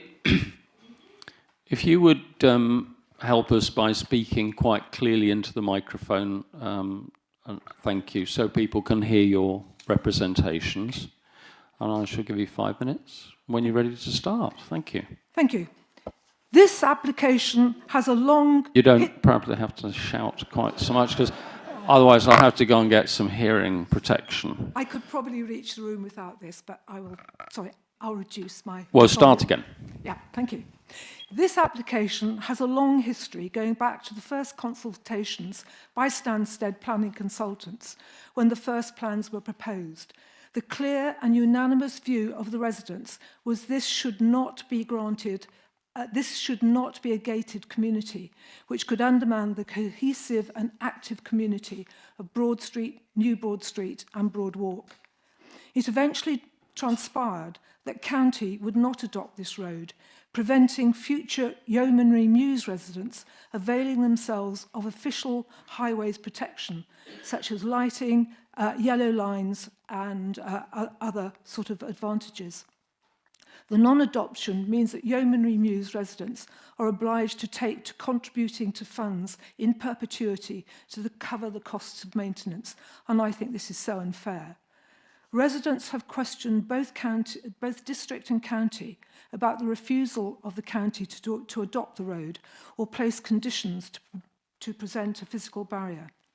The recent county approval shows that it has failed to understand the issues of this part of the historic Old Town, high-density living in a medieval road complex. New Broad Street is a narrow road restricted by parking on both sides with a busy crossroads at the confluence of New Broad Street and Broad Walk. I understand that there has been a meeting with county officers and local councillors where there was verbal concern raised by county about the access if there were to be some kind of barrier here, but this message does not appear to have got through to highways. You may say that there has always been a gate here to prevent unauthorised access to the old Territorial Army Centre, now the site of Yeomanry Mews. There were hardly any vehicles to access this site, leaving the New Broad Street to cope with access and parking under the residents' parking system, which just about worked along with the rest of Old Town. With Yeomanry Mews development, the situation has radically changed. 10 new properties with new Stratford residents looking to become full citizens of this special town, going out to work, having visitors, ordering, if not from Amazon, delivery services including large vans and lorries. I have been asked to read out statements made by residents, some of which you can find on the planning portal. I don't have sufficient time, but I'll just mention one or two. 1. There are 42 objection letters submitted raising serious concerns about highway safety, congestion, and emergency access, loss of turning space, and community cohesion. 2. Beyond planning impacts, there is a fundamental question of fairness and discrimination and the British rule of law. Who decides which residents receive a fob? What is the criteria? The report acknowledges that the bollards reduce integration.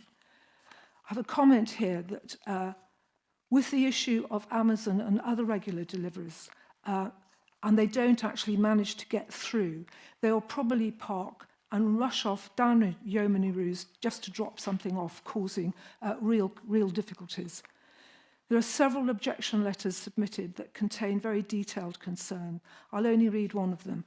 The original scheme sent by developer Castle Homes via Stansgate Planning did not allow for the road adoption, which included bollards. This scheme was not supported by the community on the grounds of safety.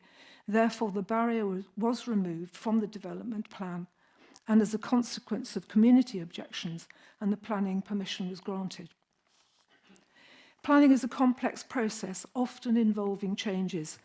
Residents have kept a very close eye on changes here, including the downgrading of the status of this road from county adoption, a key issue for both Broad Street and Yeomanry Mews residents. There are many more detailed objections which you can read on the portal.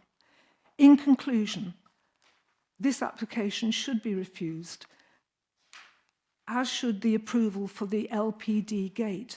That gate gained permission without any consultation of residents, so none of these objections which have been presented this evening were able to be heard when the LPD gained permission.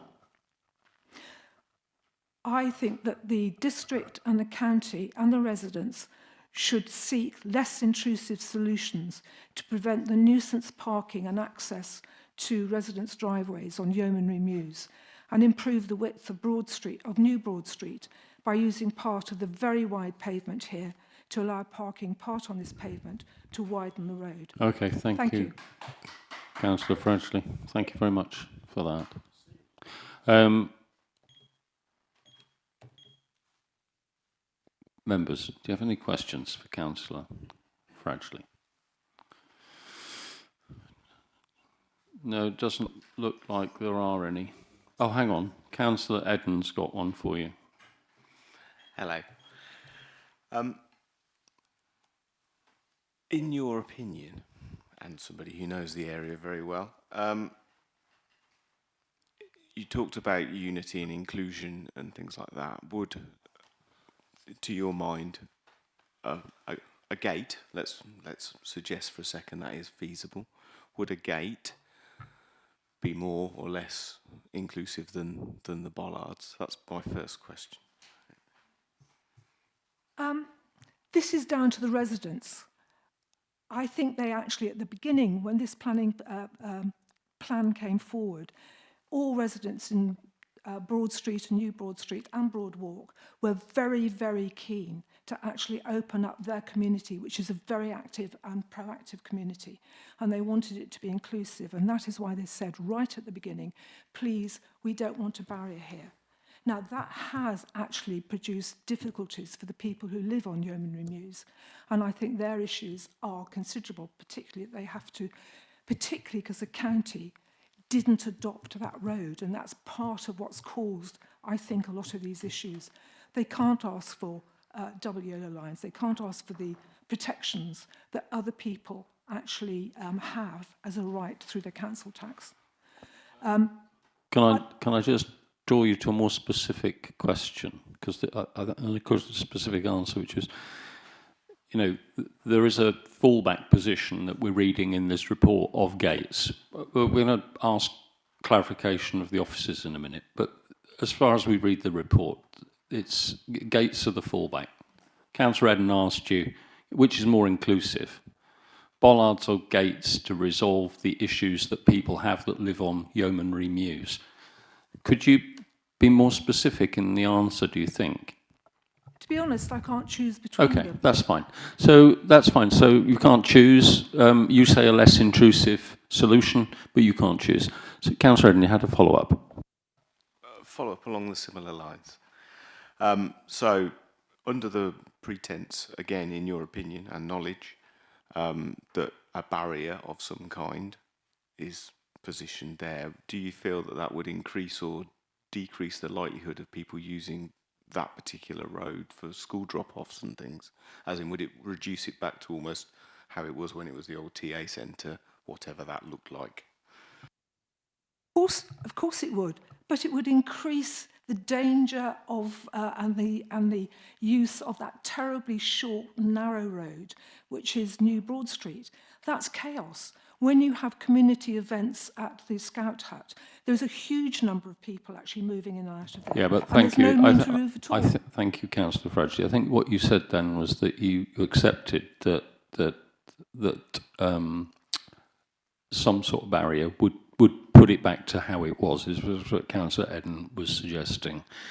That in fact there was a pre-existing issue potentially that we need to talk to the officers about. Yes. May I just add there, we've got 10 new houses there which actually add And the amount of our lives are actually built around deliveries these days, food, Amazon, etc. Yeah, yeah. The amount of traffic in that road is going to be exponentially increased. Right, thank you. But presumably the residents have got their own parking spaces in front of their properties.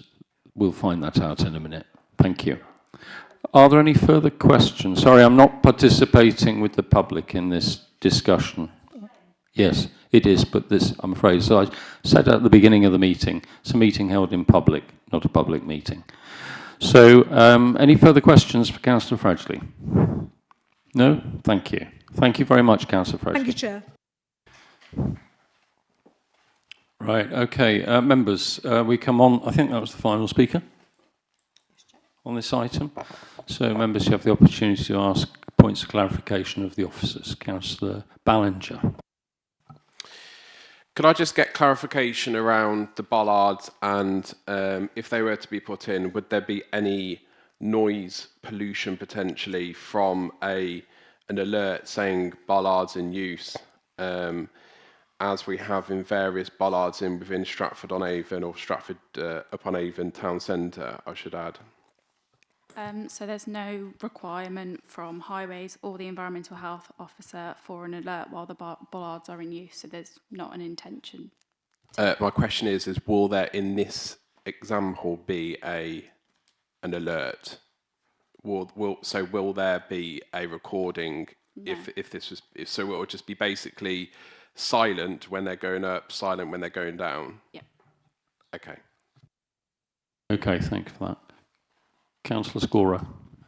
Thank you, Chair. Obviously, the gates have got permitted development, and the resident, Mr. Spicer, mentioned about the gates, if there are swing gates opening over the residence drive, which then it would be it would go against the planning of their parking. Is there any room to put a sliding sort of gate that goes along so it doesn't hinge, they slide? Because they could do that though, couldn't they? Well, yeah, I will allow the question, Councillor Scorer, but we're sort of deviating a little from the application that's in front of us, which is to install bollards, rather than looking for solutions within this application. But if you wish to answer it, Richard, or not? Yeah, just to confirm, the lawful development certificate that the applicant has is for opening gates. That's all it confirms. It doesn't explore other options. Okay, I think Councillor Harvey. My question is to do with the lawful development certificate. From what I heard from various speakers, there was some question about whether the right procedure had been followed in issuing that certificate. To me, that's highly important that we understand that there are doubts or there are no doubts, because if there are doubts, we need to know about that. If there are no doubts that the lawful development certificate has been issued according to correct procedure, then in my understanding, the question of the potential installation of gates does indeed become the legitimate fallback position that we have to take into account. So my question is, long way around of asking, is there any doubts in the officers' minds about the validity of the lawful development certificate? Good. As you respond to that, Richard, could you just make sure you cover the issue that was raised by the resident in respect to the gates opening across the driveways? Certainly. Looking firstly at your question about the lawful development certificate process, the important thing is that it's not a planning application. Policy considerations don't come into play. It's a technical matter based on the legal precedent in the GPDO and case law, and there's no requirement to undertake any local consultation on it because it's a technical exercise to produce a legal document at the end of it. So I'm comfortable that we followed the right procedure on that because it's not a planning application. In terms of the opening gates and the potential to breach a condition on the older permission, the only thing I would say on that is, yes, the gates would open, but then they would close again. So it wouldn't make it impossible for vehicles to use those spaces. they wouldn't be able to do it whilst the gates are open, but that would be for a short period to allow vehicles to pass and repass. I don't see a conflict that couldn't be overcome with the lawful permission and the LDP that we've granted. Thank you, Richard. Councillor Hencher-Serafin, please. Thank you, Chair. This looks like a private road. Would it actually be classified as an access drive? There's no formal classification as access drive, but you're right to say it looks like a private road. It is a private road maintained by the residents of Yeomanry Court, so it's not adopted highway. So it's a private road. It's arguable whether it's an access drive. It's an access drive to several properties. I think that's as much as I could say on it. Yeah, just one more. Yeah, because I live in a property where we have an access drive out the front for 4 houses. But it's convenient because the rest of the close has got a turning area. So nobody actually comes up the access drive. I think, obviously, planning, when they planned all this, they didn't allow for any turning before that. But that's a statement rather than a question, I think, isn't it? Yeah. I've got a quick question following up Councillor Hencher-Serafin's. Can I just clarify, if I was to cycle my bicycle through up this private road, can I get out the far end, or is it a cul-de-sac? Is there any way out of this development, or is it just a dead end?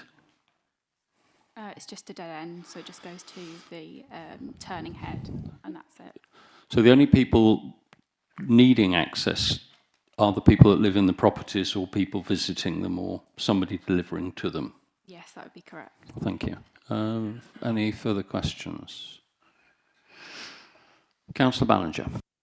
Just one more. Thank you, Chair. In terms of the bollards themselves, as somebody who at night time, specifically around areas where it's dark, finds it difficult to find things which are below the waist and potentially walks into stuff, do the bollards have any sort of, I don't know, high-vis kind of visual element to stop people who potentially are not so good with their sight? And in the planning officer's opinion, is a gate safer than bollards?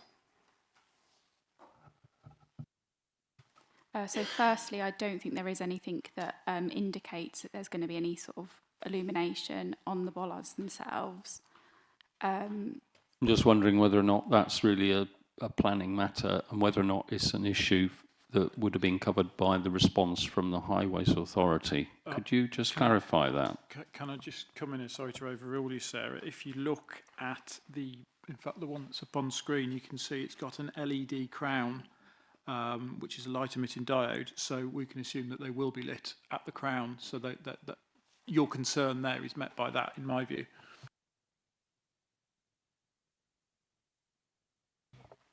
Any further questions? I do have one. Mr. Spicer, when he was speaking, he talked about the terminal view of the end property and his consideration of that within the conservation area. I think, Sarah, that you'd considered that the impact was that there was no harm, no significant harm. Can you just confirm that to us? Because this was an important point. The terminal view of the large property that you saw when you looked down New Broad Street towards the site of the old sort of cadet centre. Your view of that? So I've indicated in my report on page 36 that the development would have a neutral contribution to the conservation area and the setting of the non-designated heritage assets. And by that I also refer, I don't say it, but I don't think that there would cause a harm. I think the bollards would blend in with the rest of the Yeomanry Mews development. Okay, you mentioned the conservation area and the heritage assets, but it was specifically in respect of the view of that terminal property that Mr. Spicer raised this issue. Is it going to change the view? And is that an important consideration for us as committee?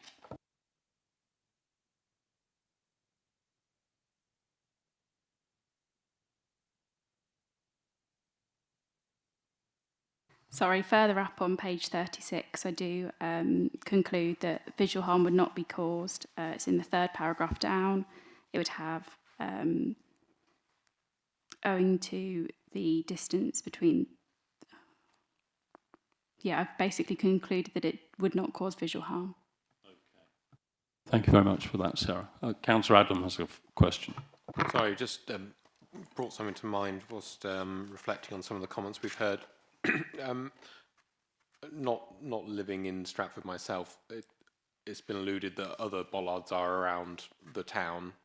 Can you confirm whether those sort of reference, essentially, are these expected in a residential area, or are the types of typical bollard that we're expecting, that are being alluded to, are more typical for industrial estates also? I know I read the speaker referenced industrial estates as a reference, and I recognise that association. I don't recognise these within a residential usage myself, but it has been alluded to. Could you just clarify whether that is typical within the town, or... There's no... I mean, I don't know of many residential estates that do have bollards. I think it's quite a unique situation for this scheme. The reference to Councillor Ballinger made to these types of bollards was in respect of the pedestrianisation area, which was controlling traffic through the pedestrianisation zone of Henley Street.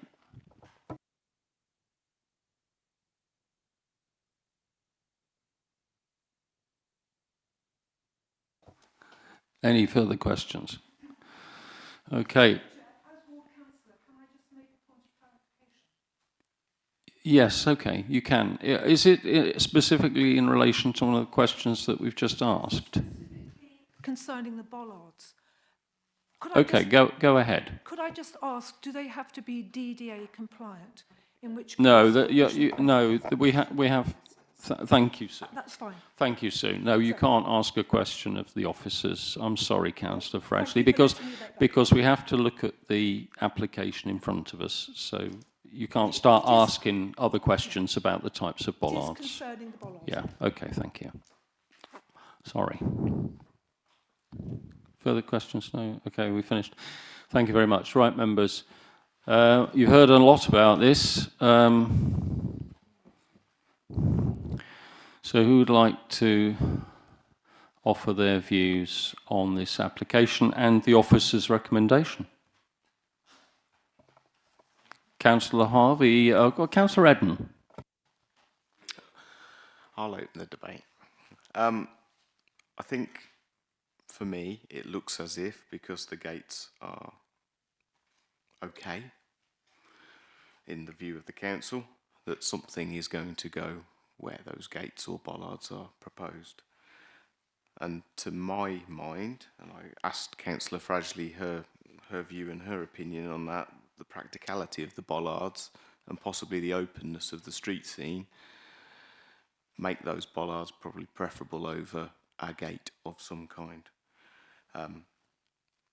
What I would suggest, if we were minded to go along with the officer's recommendation this evening, is that we might look to try and condition the noise element that Councillor Ballinger touched upon to make sure that that's nailed down and not an issue.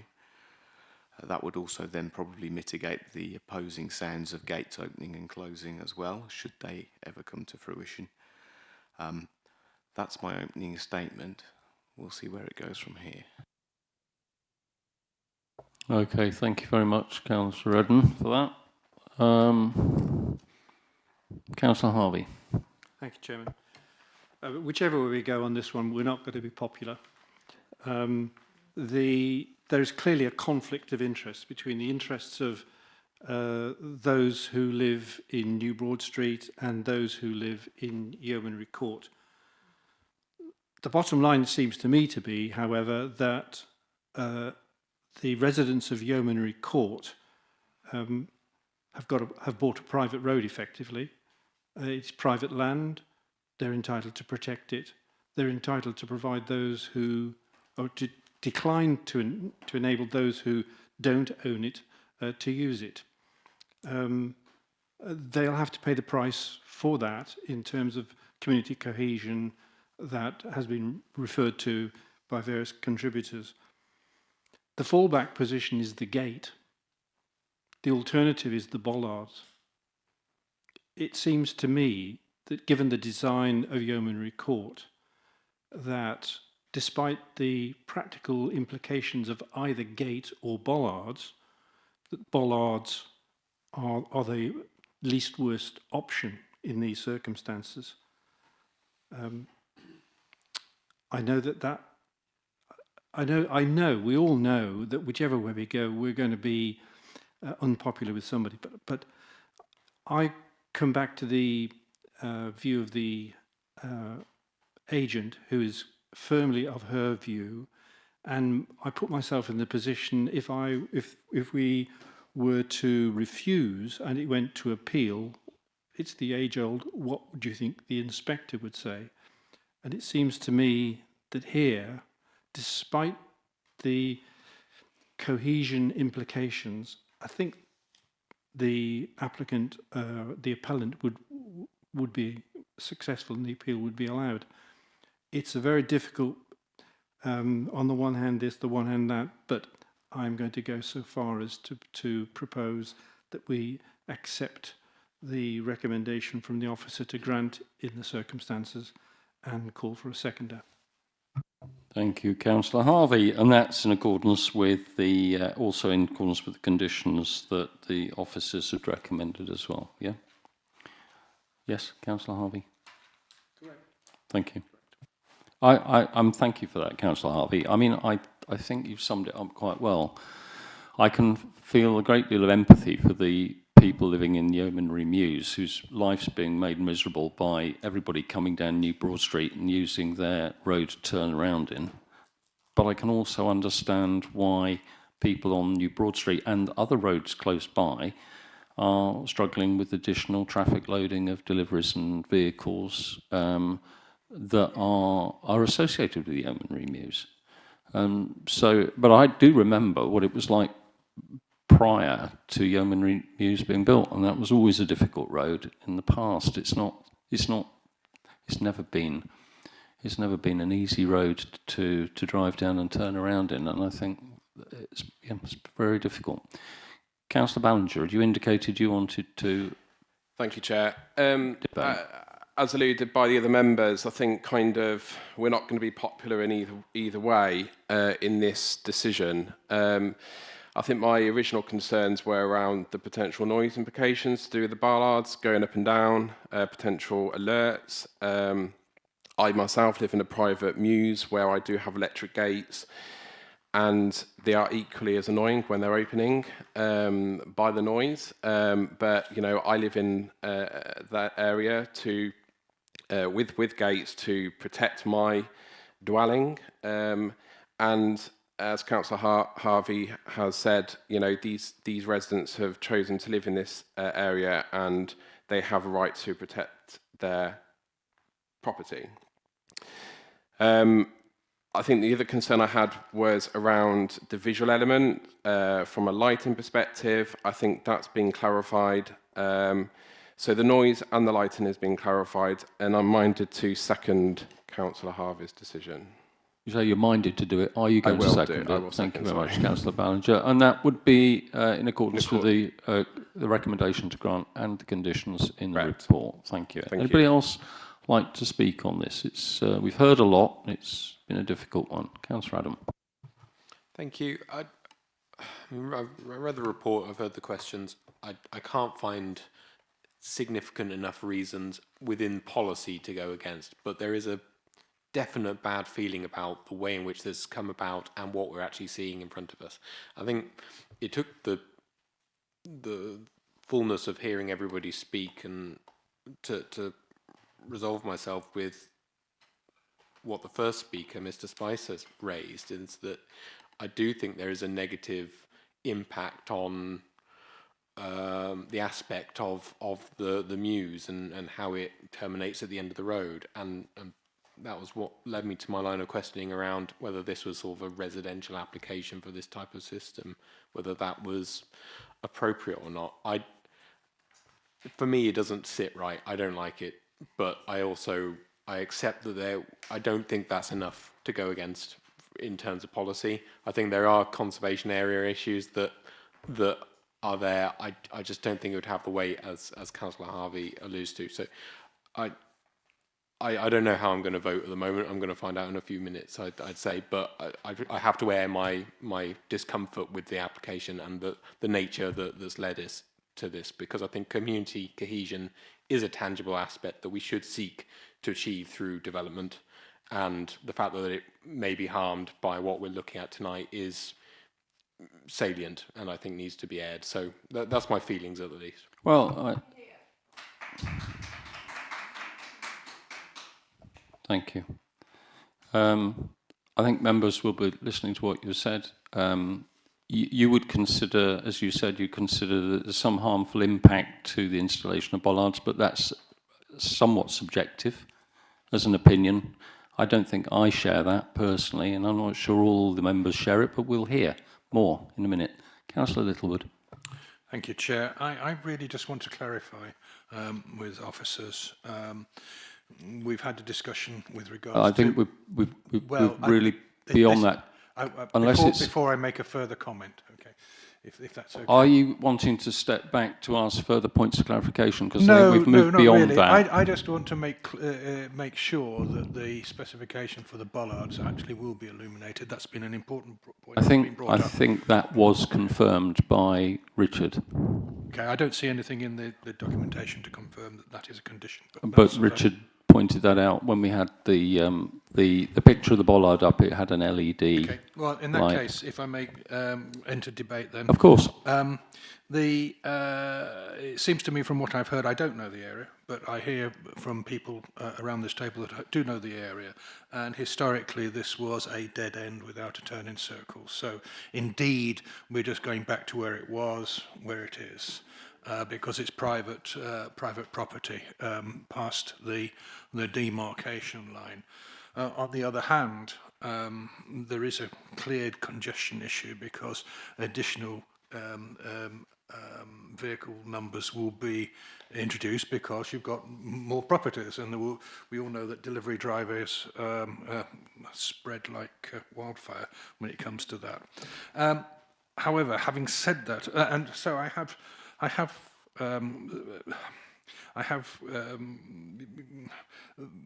thoughts for the people who live in the public road. On the other hand, you could say buyer beware, but there is private property there, and you can understand why they wish to protect that.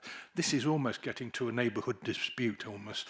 So, but what I would say is, on balance, I think that based on the information and material, the application in front of us, I think I'd probably might support.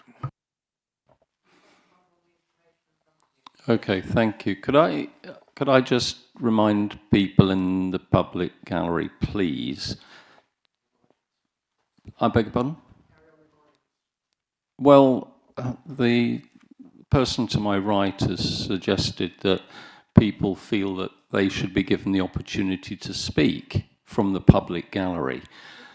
But I'm very sorry to say that you can't, because the way this meeting works is it's held in public and speakers are registered to speak. And all your consultations, so what you've provided to the officers in respect of your views and opinions, the 42 objections, have been considered. No, they haven't been ignored. I'm sorry, whoever said that. I don't know who said that. They haven't been ignored. They've been taken into account. But you can clearly see that the committee's having to reach a decision where you've got differences of opinion over this proposal. This is a meeting being held in public, not a public meeting. If you continue to interrupt the meeting, I might have to ask you to leave. And I wouldn't want to do that, because that would seem a bit unfair, but please be respectful of the meeting and the members who are trying to come to a decision. And please don't put your hand up. I've just explained it's not a public meeting. Thank you. Thank you very much. Councillor Harding. Yes, this is an invidious decision. I can't really understand how we've got to this point. If I were a local resident here, looking at the original application to build at the end of their cul-de-sac and seeing a turning head being included in that application, I would have been very relieved. I would not have put in an objection. Well, now we've got a situation that the road has not been adopted, and I don't understand why. It seems to me that it should have been conditioned that if we're putting in a turning head at the end of a cul-de-sac, it should have been conditioned that it's adopted. Councillor Harding, sadly...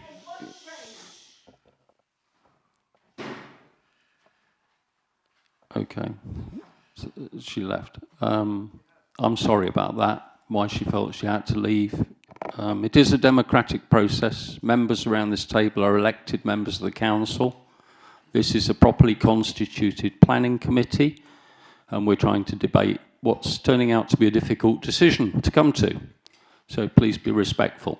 Councillor Harding, I just want to say, although you made the point that a turning circle should have been conditioned, it wasn't, and what we're looking at is a planning application for bollards.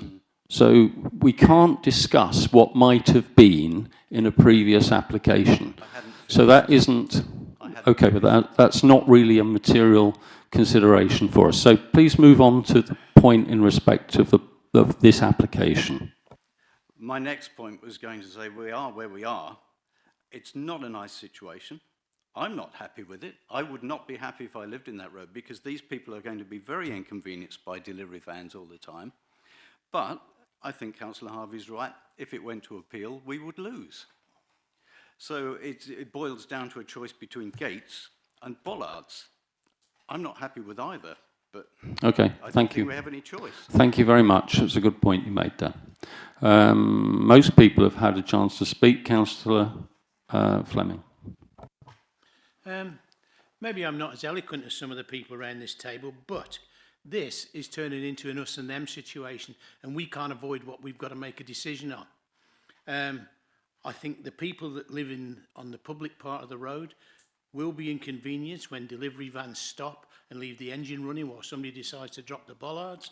If residents of Yeomanry Court come home at 3 o'clock in the morning and have to leave their car there while the bollards decline so they can drive through. But at the same time, the people of Yeomanry Court have paid for that land, and it is their land. So I'm very conflicted at the moment with this altogether. But in real terms, there's not a planning reason why we shouldn't do it. And I really dislike it, but that's obviously where I'm going to have to go. Okay, thank you, Councillor Fleming. Right, would anybody else like to speak? If not, after all that debate and hearing a lot of speakers, and obviously many differences of opinion about this particular application, we do have a proposal from Councillor Harvey to accept the officer's recommendation to grant in accordance with the conditions.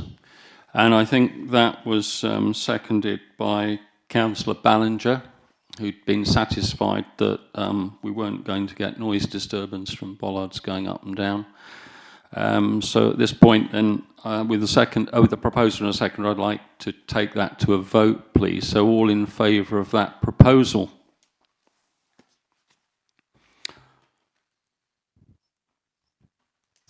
Seven in favour, and those against that proposal?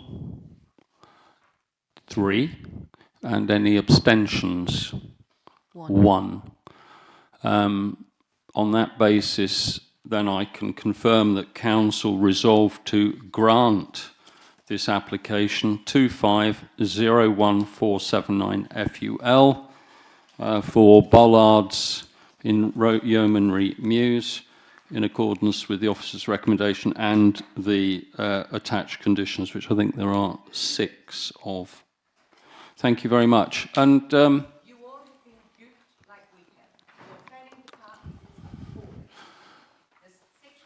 thank you very much for coming along tonight, for members of the public, and I hope you've enjoyed seeing how this committee has to operate.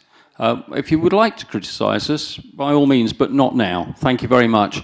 Good night. Thank you. Right, members, we're going to take a break there for a few minutes, 5 minutes, and we'll be coming back for another one.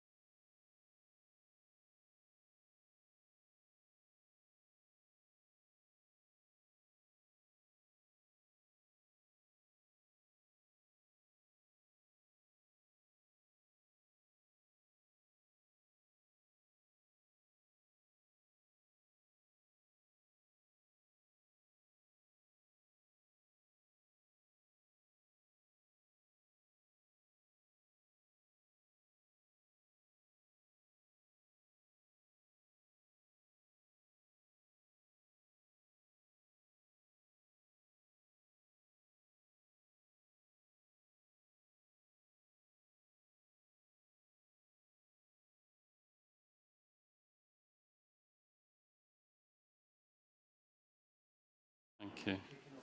I think we'll just leave a minute for the members of the public who are leaving to leave. Okay, right, so we're on to, so I've lost my place a little bit. Item 6 on the agenda, which is an application 2501689, is Vary, land adjacent to Bonnyton in Wolverton. And the presenting officer is Stuart Flaherty. So Stuart, when you're ready, if you'd like to take us through the application, please. Thank you, Chair. A variation of conditional application is proposed to a previously consented scheme for a local market dwelling in Wolverton. This application seeks to make revisions to the previously approved design and more. Here we see the approximate location of the site, signified by the black dot on the plan here. Here we see satellite imagery of the site, also showing the wider vicinity. The site is washed over by the green belt, in addition to residing within a special landscape area. Here we see the proposed sporting site plan, showing the application dwelling here in relation to other properties such as the old rectory and Bonnyton here. As previously approved, access is taken off a private drive here. There is to be a new outbuilding proposed as part of this proposal this evening. That is shown here on the layout plan. Here we see the proposed floor plans that also serve to show some of the changes proposed. These areas, predominantly in yellow, show the extent of the proposed extensions before you this evening. They include an extension to the ground floor bedroom here. They also show a side extension to the dwelling to expand the kitchen dining area here. And one can also see the what is to be a gym, an additional outbuilding proposed before you this evening as well. Furthermore, there is also a proposal to use the roof space of an already consented detached garage for a games room. Here we see the proposed elevations of the main dwelling that serves to illustrate these alterations proposed. As you can see, the dwelling is to comprise white render, facing brickwork and clay plain tiles. Here we are stood on the application site looking southwards towards a neighbouring property, and here we are stood at the point of vehicle access. The application seeks to augment the areas of living space for an already approved local market dwelling. A two-bedroom property with a Section 106 tie to ensure a local connection was previously approved, and that remains the proposal before you as members this evening. There are updates in the update sheet. Chair, the recommendation is to grant this application for the reasons set out on pages 54 and 55 of your agenda packs. Thank you. Thank you very much, Stuart. Right, we have some speakers tonight. The first of which is Stuart Easterbrook of Wolverton Parish Council. Good evening, Councillor Easterbrook. Welcome. Good evening, everyone. Good evening. Sorry we're running a bit late. You have 3 minutes just to give us your thoughts on this application, and I've got my timer. If you just start when you're ready, and I'll Thank you. Good evening, everyone. I'm representing Wolverton Parish Council and the many parishioners that have commented and responded to these new proposals. The core strategy policy CS15 states that for communities like Wolverton, development is restricted to small-scale, community-led schemes which meet a need identified by the local community. That's why we supported the original proposals. It's a stretch as a two-bedroom. The local need identified was an affordable two-bedroom home. The original plans were on the largest side, but they were supported by parishioners, and we welcomed the reduction in size that took place during the original application process. These variations, however, are not responding to a local need. They are growing the size of the property, which is not in response to a local need. It's a separate building with a gym and ensuite facilities, which is not responding to a local need. and the same with a games room above the garage. That's not responding to a local need.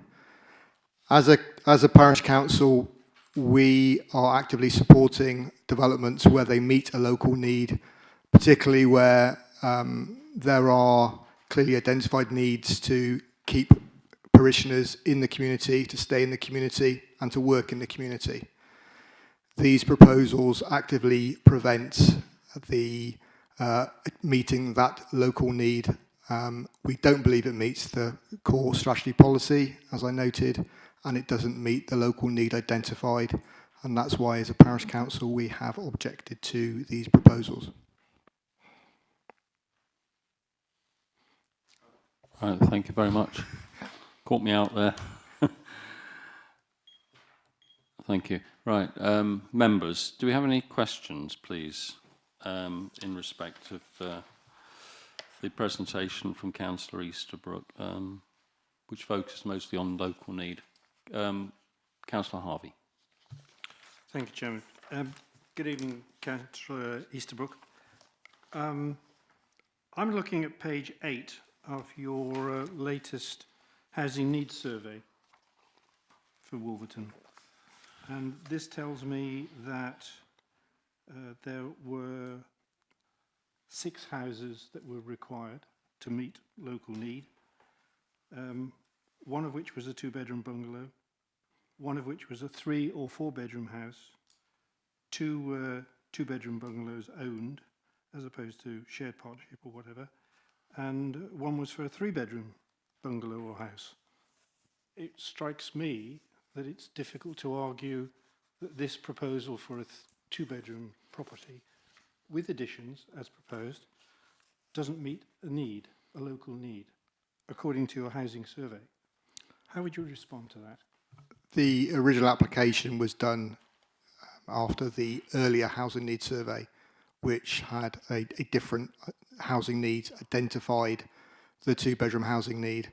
There were parishioners that had declared that need that were supporting the project, and that was the basis of why we supported that original application. Since then, we have done a new housing needs survey, which still includes the need for a 2-bedroom home, and that is what we, on the basis of why we supported the original proposals, to meet that specific need, which continues for an affordable 2-bedroom home in the community.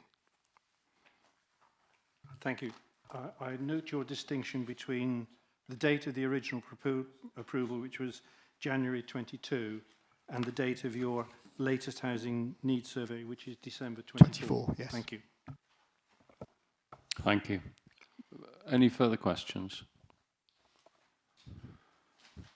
No? In which case, Councillor Eastbrook, thank you very much for coming along and your presentation.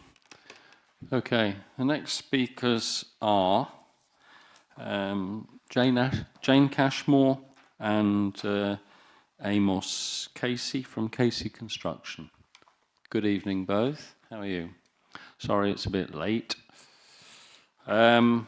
You've got 3 minutes. Do you know how you're going to... Are you going to present, Jane? And then if there are any questions, Amos is here to help. Correct. Super. Okay, so 3 minutes when you're ready. Good evening. Thank you for the opportunity of speaking. I'd like to respond to some of the Parish Council and third-party objections. Permission was granted under 20/02423 full for a local market dwelling. It is extant as confirmed through a lawful development certificate. You'll be familiar with the Development Requirements SPD, which sets out that local market housing is housing sold at prevailing market values but ring-fenced for local people. The approved development is a local market dwelling, and this application does not change that. The legal agreement remains applicable. This variation of condition application seeks to make minor changes to the approved development. Your officers are satisfied that the development remains compliant with Greenbelt policy. Relevant to the size of the proposals is that permitted development rights were not removed under the extant permission. This means a future homeowner would have the ability to erect far greater extensions and outbuildings under permitted development than what is proposed in this vary application, creating a much larger property. The slide on the screen shows visually what this could look like in footprint terms. Other than the outbuilding, although the extensions we are proposing in this application would not be permitted development, The footprint and floor space is much smaller than what could be achieved in the future under PD. Furthermore, the overall visual impact of the additions in this vary conforms far better to the design quality of the existing approved dwelling compared to the visual impact under a potential PD scheme. The elevations which you've seen show the cohesiveness of design proposed.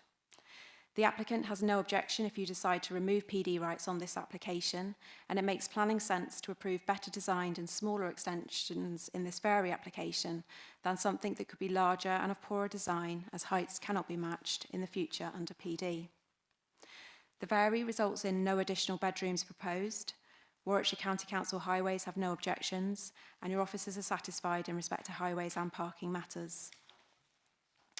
The committee report notes that the site is set back from Wolverton Road, is well screened, limiting visibility from the wider landscape, and that the development is sympathetic to the rural character of the area. We welcome the officer recommendation to grant and hope you agree that this is a well-designed local market dwelling secured by legal agreement to meet standard local connection criteria. Thank you for listening. Thank you very much, Jane. Well within your 3 minutes. Members. Councillor Harvey. Councillor Littlewood second. Councillor Harvey. Question about visibility. My impression is that this development as a whole would not be visible from the highway. Is that the case, or would it be, to what extent would it be visible?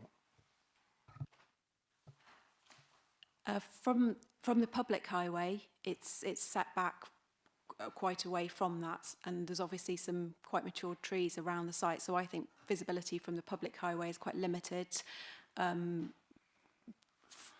clarity though, the private drive, there is a bridle way up there, so there could obviously be some public views through vegetation towards the site along the bridle way. Could I just clarify, is there any difference in visibility between what is proposed now and what's already permitted? Well, there's slightly additional built form that's proposed, but it's a very small extension onto what has already been approved. So in my view, there's no material additional visual impact. Material change. Thank you, Jane. Councillor Littlewood. Thank you, Chair. My question really follows on from that. You were saying very little change. In mathematical terms, what is the increased area of the floor area of the new proposal over the one permitted?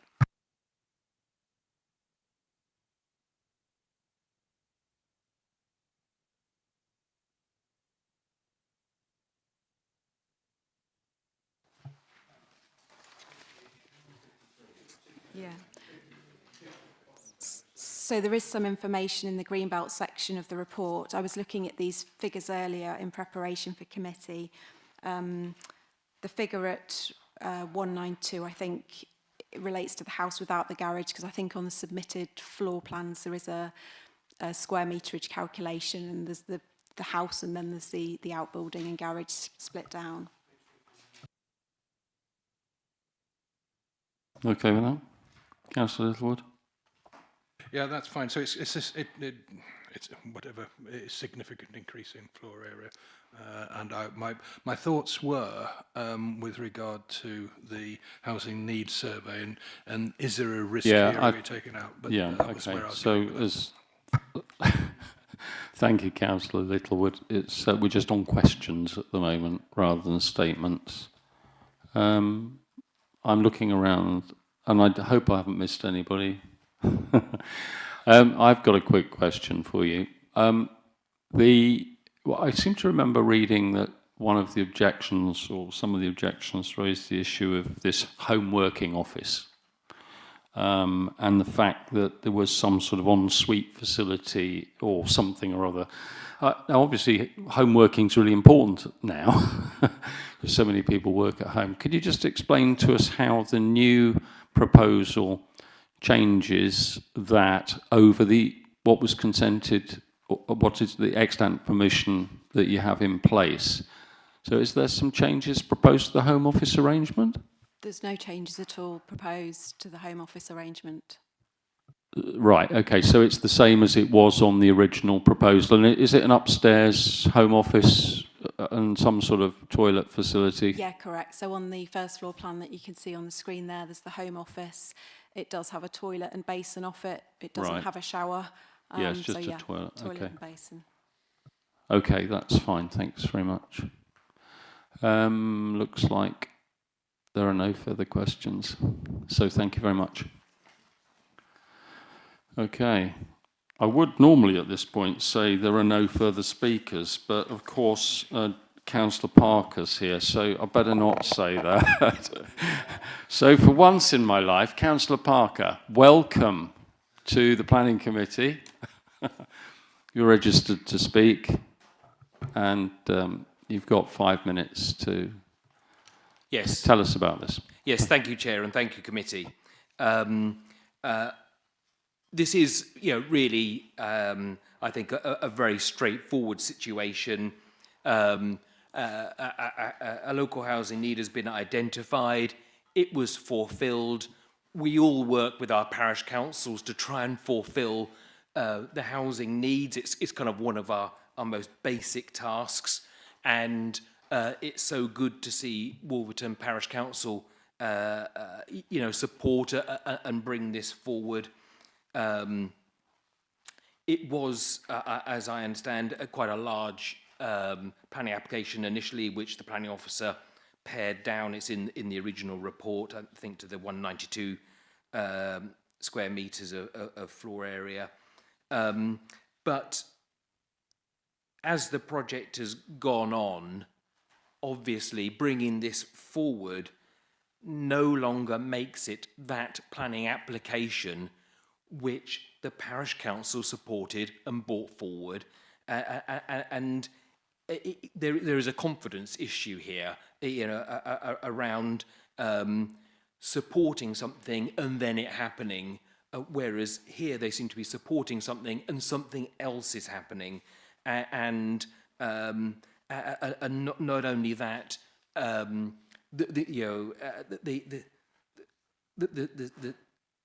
the two issues which have been broken are the response to a local need, and clearly that local need which was supported and brought forward by the parish council is no longer, and it no longer enjoys the support of the community, this application, as evidenced by the head of the parish council and myself choosing to speak this evening. I think that it's really important that this house remains affordable to the local market, and whilst they may be minor changes, I think, as Councillor Littlewood alluded to earlier, it is actually in totality a very significant increase in space, and kind of disappointing to hear that well, you can have this, or if you don't like this, you can have permitted development and have even more of it. So I just leave you this evening with this idea that the planning system needs to deliver that which is being supported by local communities. This is a local needs, as which is in the hands of the parish council, brought forward, and now we have a house that's going to have a gymnasium. So I leave it with you, and I thank you very much for your time and consideration this evening. Thank you, Councillor Parker. Questions for Councillor Parker, please. It's Councillor Harvey. Thank you, Chairman. Councillor Parker, I note you have used the word affordable in your statement, and I note also that the parish council, in their written objection, used the word affordable. The expanded plans are not practically affordable.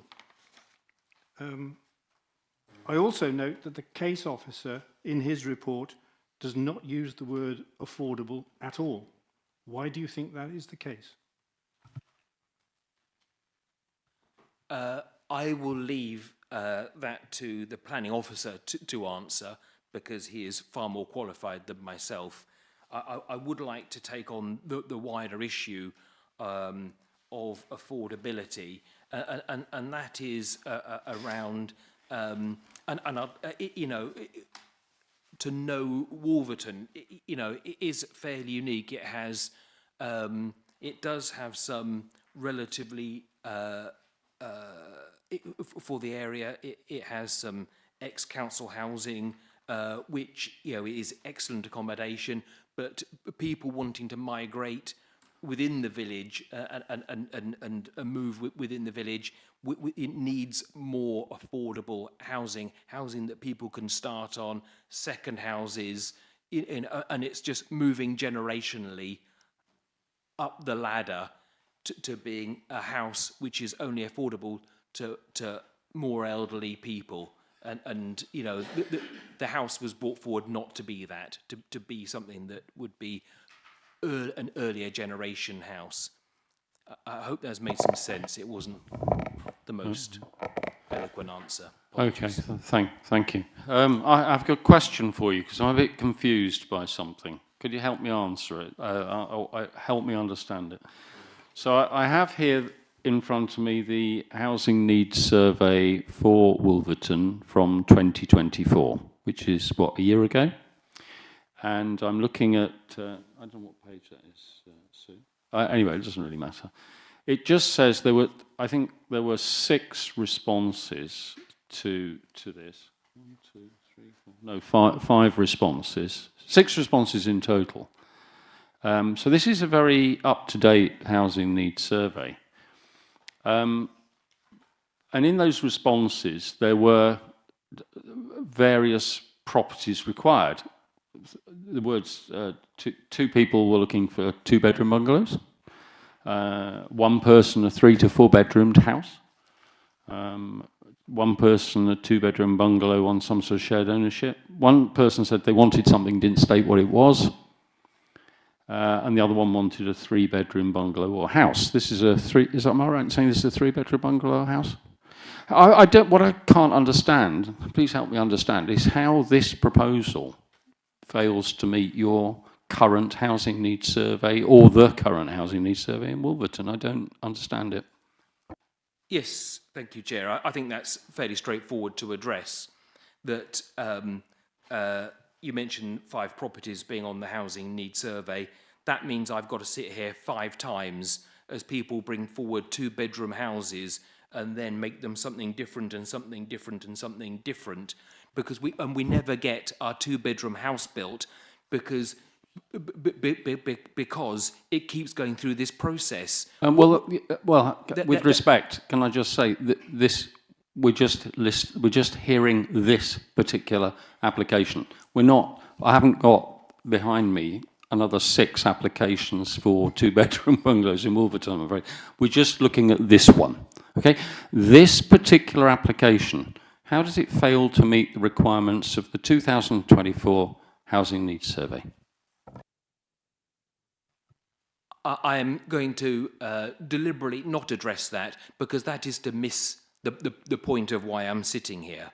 The point of why I'm sitting here is because the parish council deserve to have a house brought forward which they supported, not a different house, otherwise they will stop supporting houses. And you will not be able to look your parish councils in the face and say, yes, we should support bringing forward this 2-bedroom house, because you will all know that it won't be a 2-bedroom house. That is the problem. Yeah, okay, I can understand, I think, where you're coming from. Your concern that any future applications might turn into something different to what is supported. Fact is, if I could just say, fact is, we have to consider the application in front of us, and in doing so, we'd also look at your 2024 Housing Needs Survey, which identifies varying types of properties that are required in Wolverton.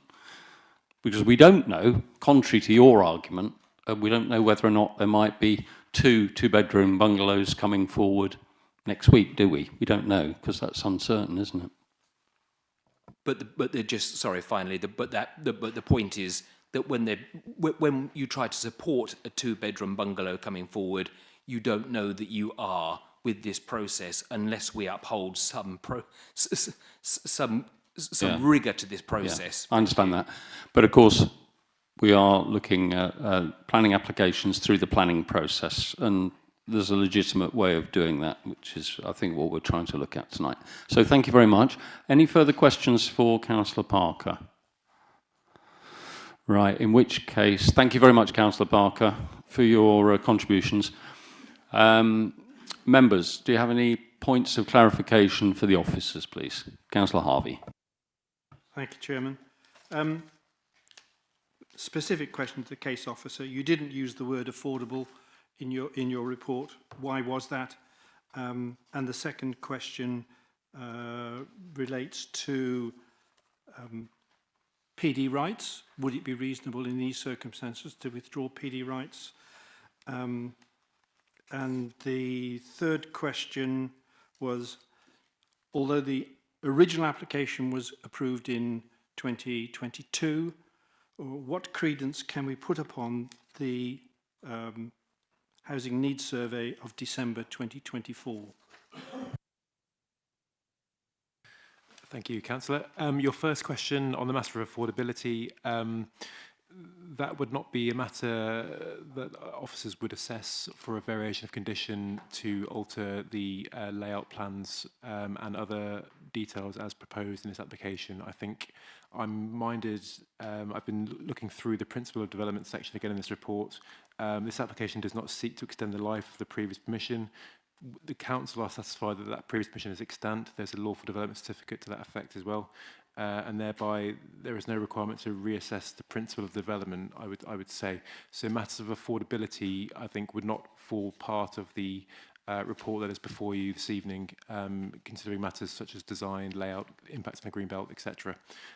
Your second question, is there scope to remove permitted development rights? The simple answer is yes. There would be scope if members were minded to go down that road. Perhaps we could have a further clarifying question to ourselves if needed to help guide you in that respect. I think one has to tread slightly carefully in that respect, and that has to be very specific reasoning to impose that permitted development right removal. I recognise it was volunteered by the agent speaking on behalf of the applicant this evening, but that, in answer to your question, yes, there is scope to remove PD rights, potentially. That's not a condition that's been suggested on your suggested conditions this evening, but there is scope for you to include that if you were minded to do so. The third question you asked was how much credence do we attribute to the previous permission? A lot. Still, it's a... No, it was the Housing Needs Survey of 2024. Beg your pardon. Sorry. Yes, of course it was. Yes, the Housing Needs Survey. I would defer a little bit back to my first point, really, in that we're not looking to reassess the principle of this development again, I would say. Notwithstanding, I think this proposal would meet the Housing Needs Survey both of December 2024, as that's been quoted, and would also meet the previous Housing Needs Survey that was prepared for the permission that was granted. Okay, you had your fair share of questions there, Councillor Harvey. Councillor Ballinger. Thank you, Chair. From a visual element, from the previous plans to this new addition, is there any large material change from a kind of like if I was to be in the area looking through the vegetation, is there a vast difference? Not that I probably would, but just... What are you doing sneaking around looking through the vegetation? You know, I'll stop waffling, but I just wanted to get some clarification on that. Thank you. Public views are limited of the site anyway, so anywhere that you could get publicly, the changes are fairly limited. 2 small extensions and a garage, so I would say in the scheme of things, in the light of what's already been approved, it's a minor change. Thank you, Richard. And Councillor Ballinger, you might wish to take advice from the monitoring officer before you start sneaking around through the undergrowth. Just to clarify, I don't do that. Thank you. Councillor Fleming, please. as far as the housing needs survey goes, this new house ticks the 3/4 bedroom box on the housing needs survey. Does that then tick it off so that when you get another application for the village, that you say, okay, we've satisfied that, we now can only do a 2-bedroom or a 3-bedroom bungalow? Would it restrict another person doing the same thing after they'd applied for a 2-bedroom? You've hit the nail on the head there, Councillor. There are 2 housing needs surveys for this village. There's one in 2019 that this dwelling sought to meet and continues to meet even with these extensions, because it was in 2019 the need was for a 2-bed bungalow with a working area, which we see upstairs, so it still meets that. Since then, of course, there's the 2024 one, where there's a lot more houses that have rolled forward, and we can expect further applications to fulfil that. But it's important to remember that this scheme was on the back of the 2019 Housing Needs Survey, and we consider that it still meets that requirement. Thank you very much. Any further questions for the officers, in which case we'll move on to debate. Who would like to start with their thoughts on this application? Please. Councillor Ballinger, excellent. Come out from under the undergrowth. When I was looking at this this particular case, I think there was a bit of a concern around the visual element, and hence why I wanted that to be clarified. I think that has been clarified, and listening to the comment around the house needs survey, specifically around 2024, this does, in my opinion, meet what is in there. So on that basis, I'm minded to go with the officer's recommendation and grant the propose to grant. And just to clarify, because I know you asked, Chair, that is in accordance with the conditions as well. So, hang on a sec. Yeah, there's on the update sheet, there's some amended recommendations. You said you were minded to grant. Can I just leave it with you at the moment and have another little look at the update sheet for me? I might come back to Councillor Ballinger in a second. Anybody else like to speak on this? Councillor Littlewood. Thank you, Chair. I've heard from the officers that this meets the requirements of the original housing needs survey. As far as I can see, there is no specification within the housing needs survey, either the 2019 or the 2024, that specifies whether this should be affordable housing or market price housing, and open market housing, I should say. And clearly the officer referred to open market housing in presentation. I think there is some confusion here of what the housing needs survey is for and how it's used and what its meaning is. I'm not aware of a neighbourhood development plan which might give some more specification of what the community itself needs. So it seems to me that even though this is a third larger floor area over the previous application which was permitted, I am with the conditions that have been talked about and amended. I'm quite happy in my mind to support the granting. Okay. I'm just going to ask Councillor Adam, because he's indicated he wanted to speak on this. So just a hold on, Councillor Ballinger. Councillor Adam, you wish to speak in debate? Mm-hmm. Thank you. Thank you, Chair. Yeah, I mean, I'll start just by airing a voice of sympathy for the parish council and the ward member, because, I mean, I've been a planning committee member for long enough to have seen a few of these where it feels like a bait and switch and you can't quite get to grasp of how something you debated over is now being changed. That being said, I think we need to sort of have a presence of mind in terms of what we can expect from the development that we see. We do have the policy behind this, I believe, but also within that, as a sort of at least slight voice of reassurance, a degree of control over what development we see as well. I think the agent did speak to that, and it's something that's sort of resonating at least to some extent, which why I'd support the application, but also the removal of PD rights on the basis that we should see a limit to what development is seen at this site. I'll certainly seek guidance from the officers as to the specific reasoning behind PD right removal, but as you indicated, that's something you might look on favourably. I think it's appropriate in this case to mitigate the scale of development that occupies this site and affects the village, because, as I say, we none of us appreciate development that we didn't support. So, but I also accept the need for development. Okay, thanks for that. We will ask a clarification at this point from the officers about the removal of PD rights, because there needs to be a very good reason for doing that, to avoid ourselves finding a situation where we might be in an appeal against that condition.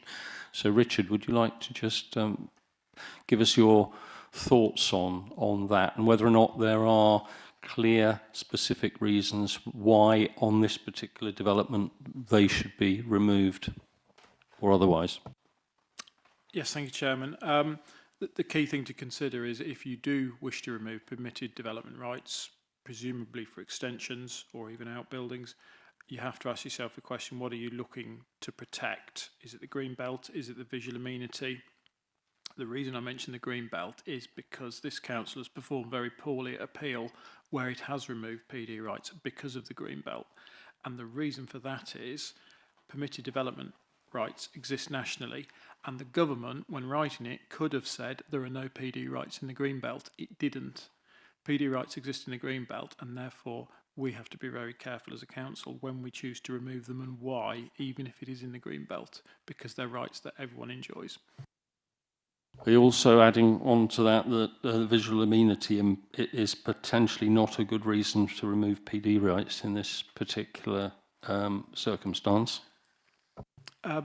Yeah, again, I would advise against that, simply because knowing the character of the area, there are a number of reasonably large detached dwellings in the area. They form part of the character just as much as the smaller dwellings do, and then you've got to identify why this dwelling should be held at a position of a much smaller scale through PD right removal.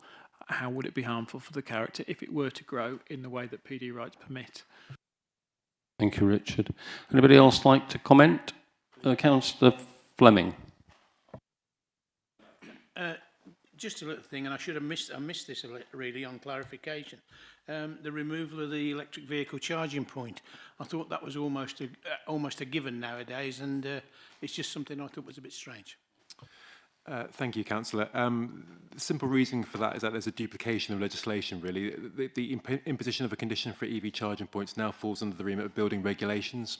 So whilst there was an electric vehicle charging point on the original permission issued in 2022, when assessing an application for a residential development, which this is, even if it's Section 73, we have to think very carefully about the imposition of conditions, and the EV charging point would not be a acceptable condition to impose now going forward. Thank you very much. Thank you. Thank you. We sort of strayed back into points of clarification, but it was a good question.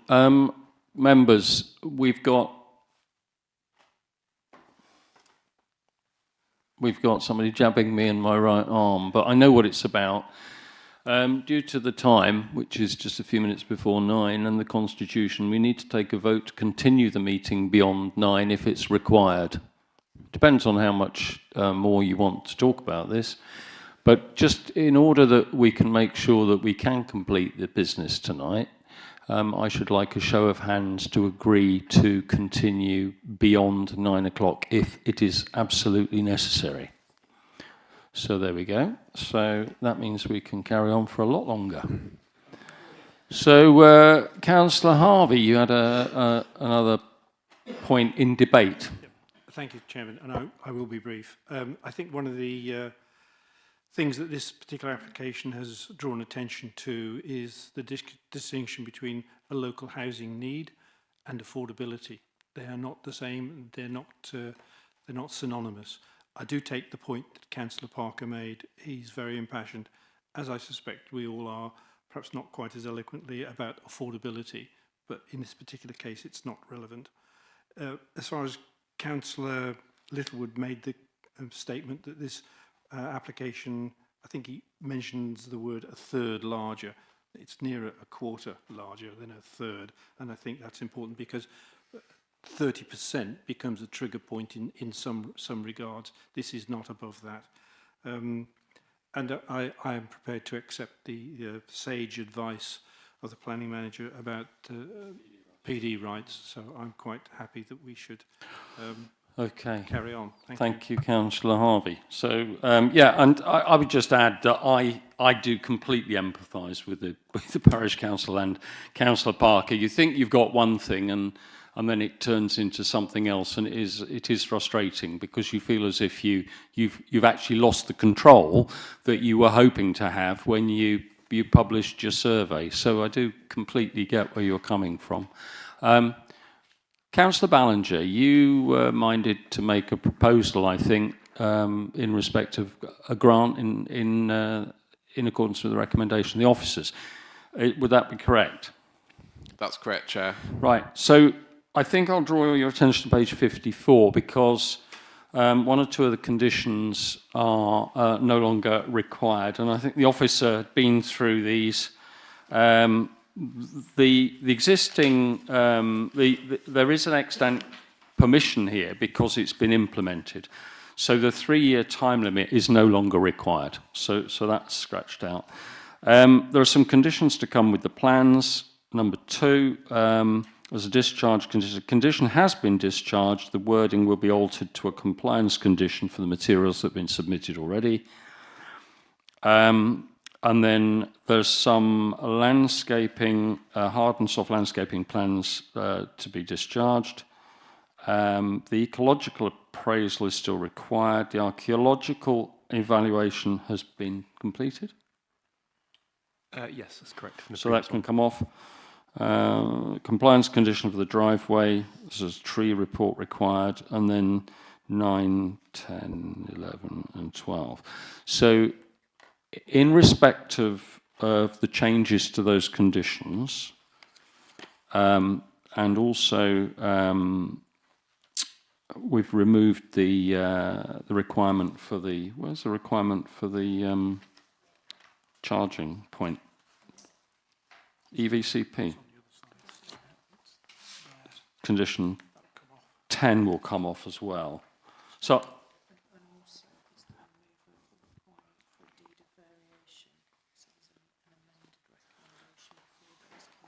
thank you very much. This is a bit complicated, this one, Councillor Ballinger, and it's important we get it right before we take your proposal, so that's why I'm going through it in detail. So,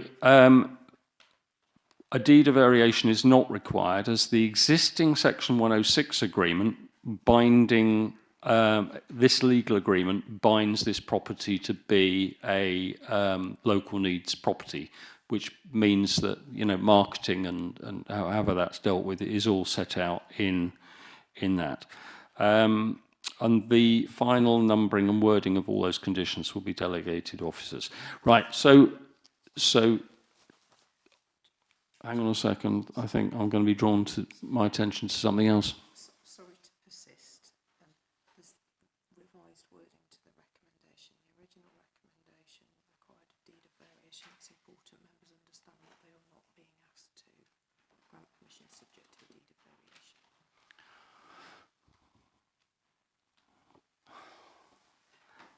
This is a bit complicated now. You've lost me now. Sue, you've lost me. You're getting too complicated. Just bear with us a minute, Councillor Ballinger. This is just overly complicated.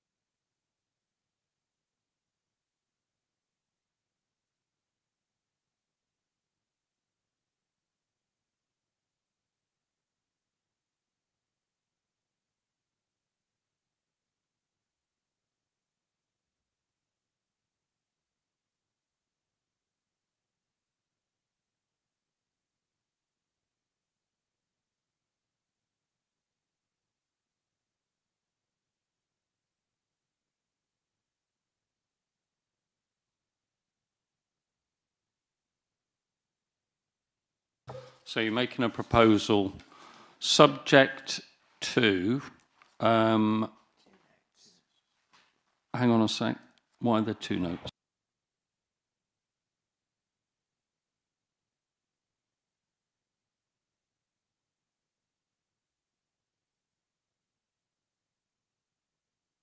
Okay, the problem with this is that because we're varying, you know, the previous consent and some of the conditions have been knocked out.